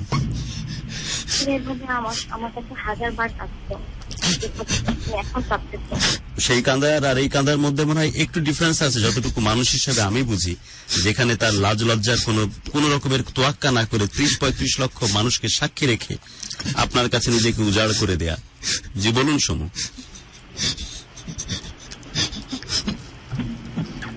সমু বলুন। আমি যখন চিন্তা করি ওর সাথে আর আমার সম্ভব না, এরপর থেকে আমি ওকে দিতে পারি না। মাঝে মাঝে ভাবি যে ও আমার জন্য এভাবে কাঁদতেছে, কষ্ট করছে, আমি ওর কেন হবো না। একটা সময় আমিও অনেক ভালোবাসতাম, আমি কেন হবো না, বাট আসলে আমি পারছি না, হচ্ছে না আমার দ্বারা। এখন আমি চাইলেও ওর কাছে যেতে পারছি না, সম্ভব হচ্ছে না যে ওকে আমি আবার আগের মতো করে নিব। কেন যেন ওর প্রতি একটা ঘৃণা আসে গেছে আমার, আমি পারছি না ওকে ওইভাবে নিতে যে আগের মতো করে। একটু তাকেই করো, পানি দাও, মুখে পানি দাও।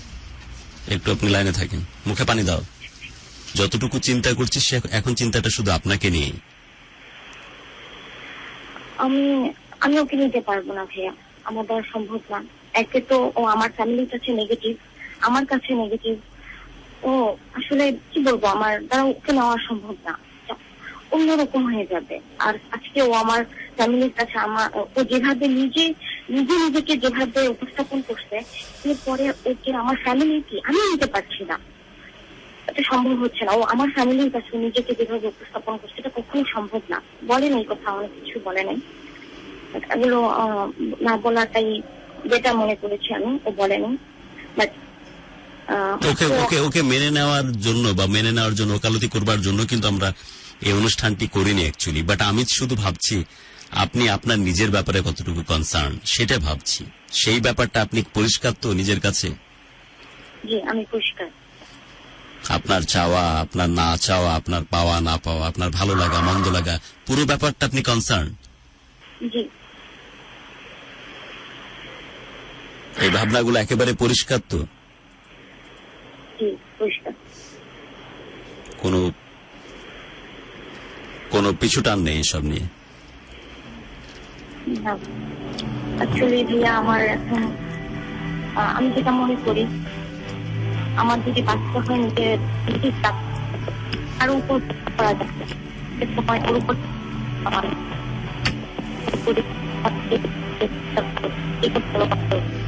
এতটাই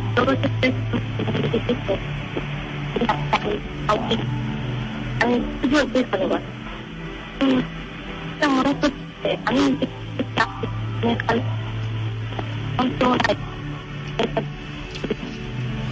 আপনার যেখানে নেহালকে আমি এত ভালোবাসছি, সেখানে আমাকে নিতে পারেনি।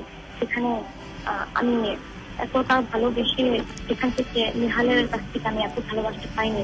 কিন্তু আমি আর কার কাছ থেকে বিশ্বাস করবো যে আমাকে অনেক বেশি ভালোবাসবে। তো আমার স্টাবলিশ হওয়াটাই হচ্ছে আমার সাথে বড়, আমার লাইফে স্টাবলিশ হতে হবে, নিজেকে উপস্থাপন করতে হবে যে হ্যাঁ আমি কিছু পারি, আমি অবহেলার মতন না যে আমাকে অবহেলা করবা, ব্রিডিং সেল বা তারপর ফেলে দেবে, এরকম ছিল। এরকমই আমার টেন্ডেন্সি এখন। আমার এখন নেহাল কাঁপছে, কষ্ট লাগছে, বাট ওই জন্য আমি ফিরে যেতে পারবো। নেহালের কাছে ফিরে যাওয়া মানে নিজের কাছে হেরে যাওয়া? নেহালের কাছে ফিরে যাওয়া মানে কি নিজের কাছে হেরে যাওয়া?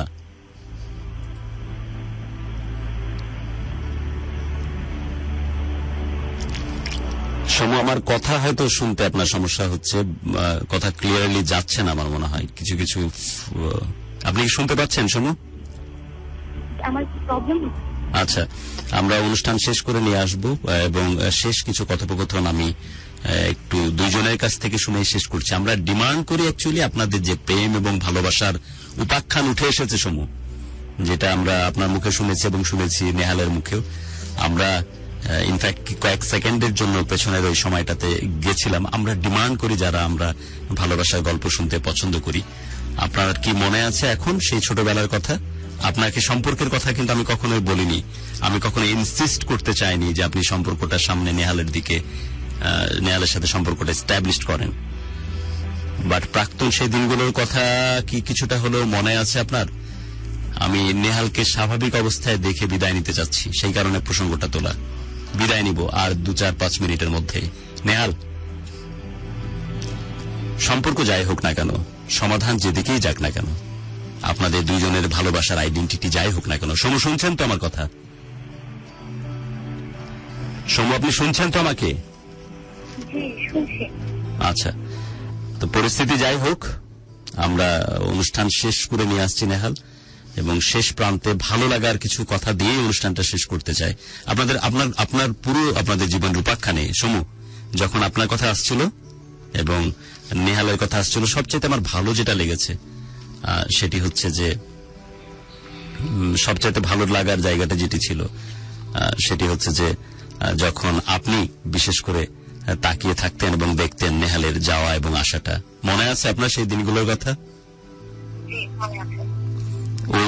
ওই মুহূর্তগুলোর কথা আমার খুব বেশি বেশি করে এই মুহূর্তে মনে হচ্ছিল, এবং আমরা সেই মুহূর্তগুলোকে রিকল করতে করতেই অনুষ্ঠান থেকে বিদায় নিব।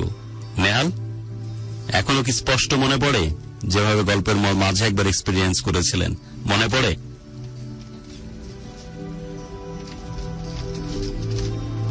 আপনার জন্য সবচেয়ে ভালো লাগার মুহূর্ত ছিল, আপনি বলছিলেন যে যখন আমি তার কাছ থেকে চলে আসার ওই সময়টা অনেক বেশি চ্যালেঞ্জিং ছিল যখন আপনি হোস্টেলে আসলেন, এবং আপনার পোশাকটা ছিল কি কলাপাতা রঙের সেই জামা, তাই তো, যেটা আপনার খুব ফেভারিট।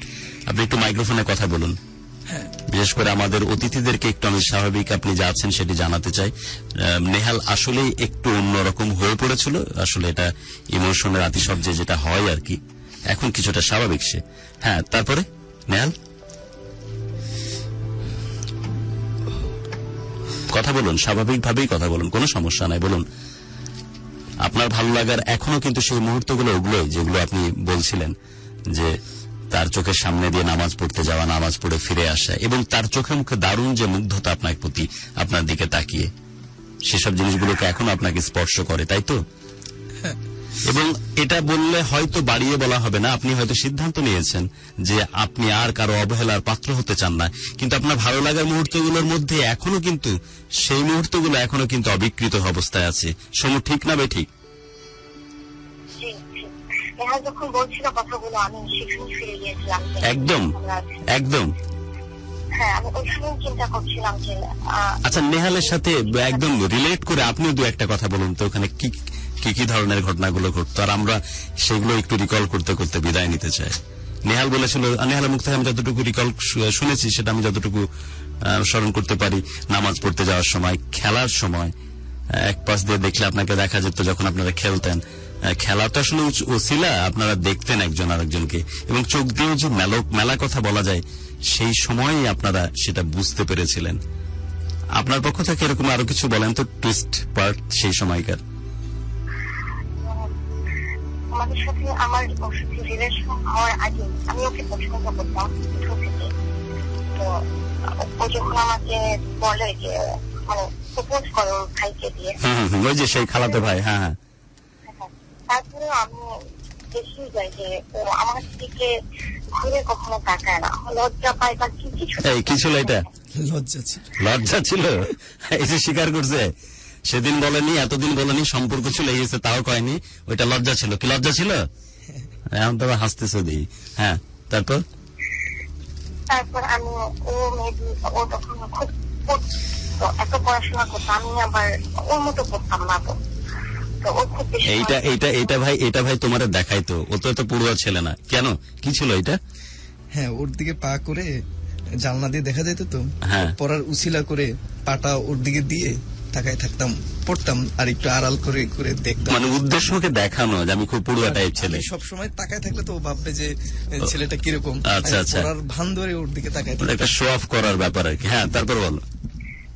এত দ্রুত করতো যে আমি ওকে একটা সময় কম্পিউটার দেখতাম, যে কম্পিউটার আমার ফ্রেন্ডকে আমি বলতাম যে আমি কম্পিউটার। ওই যে গ্রামীণ একটা প্যাটার্ন আছে আমাদের দেশে, আমাদের এই টাইপের। আমি খুব ভালো করে পড়তো, বাট হ্যাঁ রে ভাই, তোমাদের সেই স্বপ্নের নেহাল সবকিছুই ভালোই ছিল। এরকম করেই পড়তাম। রাসায়নিক বিক্রিয়া অনুঘটনকালে এক পরমাণু সর্ববিস্তৃত স্তর থেকে অপর পরমাণু সর্ববিস্তৃত স্তরে এক বা একাধিক ইলেকট্রন স্থানান্তরিত হয়ে যথাক্রমে উভয় পরমাণুর মধ্যে বিস্তৃত স্থির শক্তি দ্বারা যে আকর্ষণ শক্তি তাকে ইলেকট্রন শক্তি বলা হয়। এইভাবে পড়তাম আমি সবসময়। এখনো রিকল করতে পারছো এটা? এটাই পড়তাম। প্রেমের পড়া যে এত মারাত্মক হয় জানা ছিল না তো। না না, এইটা কি তুমি খেয়াল করছো সমু, যে স্টিল রিমেম্বার যে একটা বিক্রিয়া বর্ণনা দিল, প্রেমের পড়া যে এত মারাত্মক হয় এটা তো জানা ছিল না।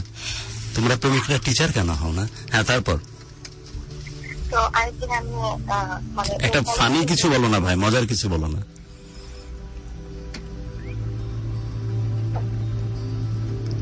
বলছিস একটা মজার, একটা ফানি কিছু। আচ্ছা, আমি ওকে মানে একদিন কলম কিনতে যাই, তো আমি কলম কিনতে যাই। হ্যাঁ, তারপর আমি যাওয়ার সময় দেখি যে ও কোথাও যাচ্ছে। তো আমি ও যখন আসবে আমি জানলা দিয়ে দেখি যে আসতেছে, আমি তাড়াতাড়ি করে দরজার সামনে যে দাঁড়াই। দাঁড়িয়ে আমি ওর পুরাটা রাস্তা ব্লক করে দাঁড়াই। আমি বলি, কি আমার দিকে তাকাতে লজ্জা লাগে? এইভাবে তুমি তো পুচকে মেয়ে, তখন ক্লাস 7 পড়া। হ্যাঁ, এইভাবে বলছো?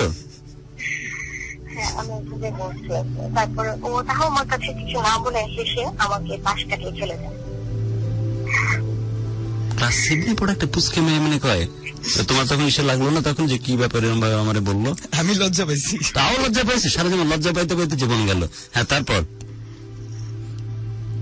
তো এরকমই ওর সাথে এরকম আমার একদিন বৃষ্টির দিনে ঘটনা বলো। হ্যাঁ, বৃষ্টির দিনে আমার জানলা দিয়ে আমি পড়তাম, ওই পাশে জানালা দিয়ে। আরে তোমরা পড়তা কি আদৌ? আমার এটা কনফিউজ, আমি পড়তা কি তোমরা? তারপর? তো আমার দিকে তাকিয়ে থাকতো, আমিও খুব দেখতাম। তো একদিন ওর চাচি পান খেত, তো আমার আম্মু নর্মালি পান খায়, তো চাচি চায় যে পান আমাদের বাসায় চাই। তো আমি আমার কাছ থেকে পান নিয়ে, মানে নিহাল আছে সেই জন্য খুব তাড়াতাড়ি গিয়ে পান নিয়ে আসি, তারপর জানলা দিয়ে দিই। জানলা থেকে নিহাল আমার কাছ থেকে পানটা নেয়, তো ওই মানে একটু আমাকে ছুঁয়াছুঁই পর্যন্ত চলে গেছে। হ্যাঁ, তারপর? যেটা আমার কাছে তখন লজ্জা করেনি? এই যে লজ্জা করেনি তখন? হ্যাঁ, ছিল, লজ্জা ছিল। ছুঁয়াছুঁই করে নিলে লজ্জা ছিল, বুঝিনি। স্পর্শ লেগে গেছে তো হাতের, খুবই কষ্ট পেয়েছে তখন, তাই তো? হ্যাঁ, খুব ভালো লাগছে। ভালো লাগাটাও আছে। হ্যাঁ, তারপর? ওর সাথে আমার প্রত্যেকটা মুহূর্তেই অনেক বেশি ভালো লাগতো। আস্তে আস্তে এটা ওর কাছে বুঝে গেছি তোমাদের দুইজনকে বুঝে। তোমার মনে আছে আমি শুনে গেলাম জানালার উপরে পা রেখে একটা কি জানি বল না র্যাকেট না সরি কি জানি চালের উপরে উঠছিল, তুমি পা জানালার উপরে পা রেখে ওটা নিতে গেছিলা, পরে আমি তোমার পায়ের ভিতরে চিমটি কাটছিলাম, খেলাছে? হ্যাঁ, ওরকম অনেক মোমেন্ট ছিল যেটা আমাদের জন্য, ওর জন্য হয়তো ভালোই ছিল, আমার জন্য খুব আনন্দের ছিল, বাট আসলে এটা স্টে করে নাই বেশি দিন। ও যেদিন থেকে বন্ধু বান্ধব করতে শিখলো, যেদিন থেকে মনে করলো বড় হয়ে গেছে, সেদিন থেকে ও আস্তে আস্তে আমাকে দূরে সরে দেয়।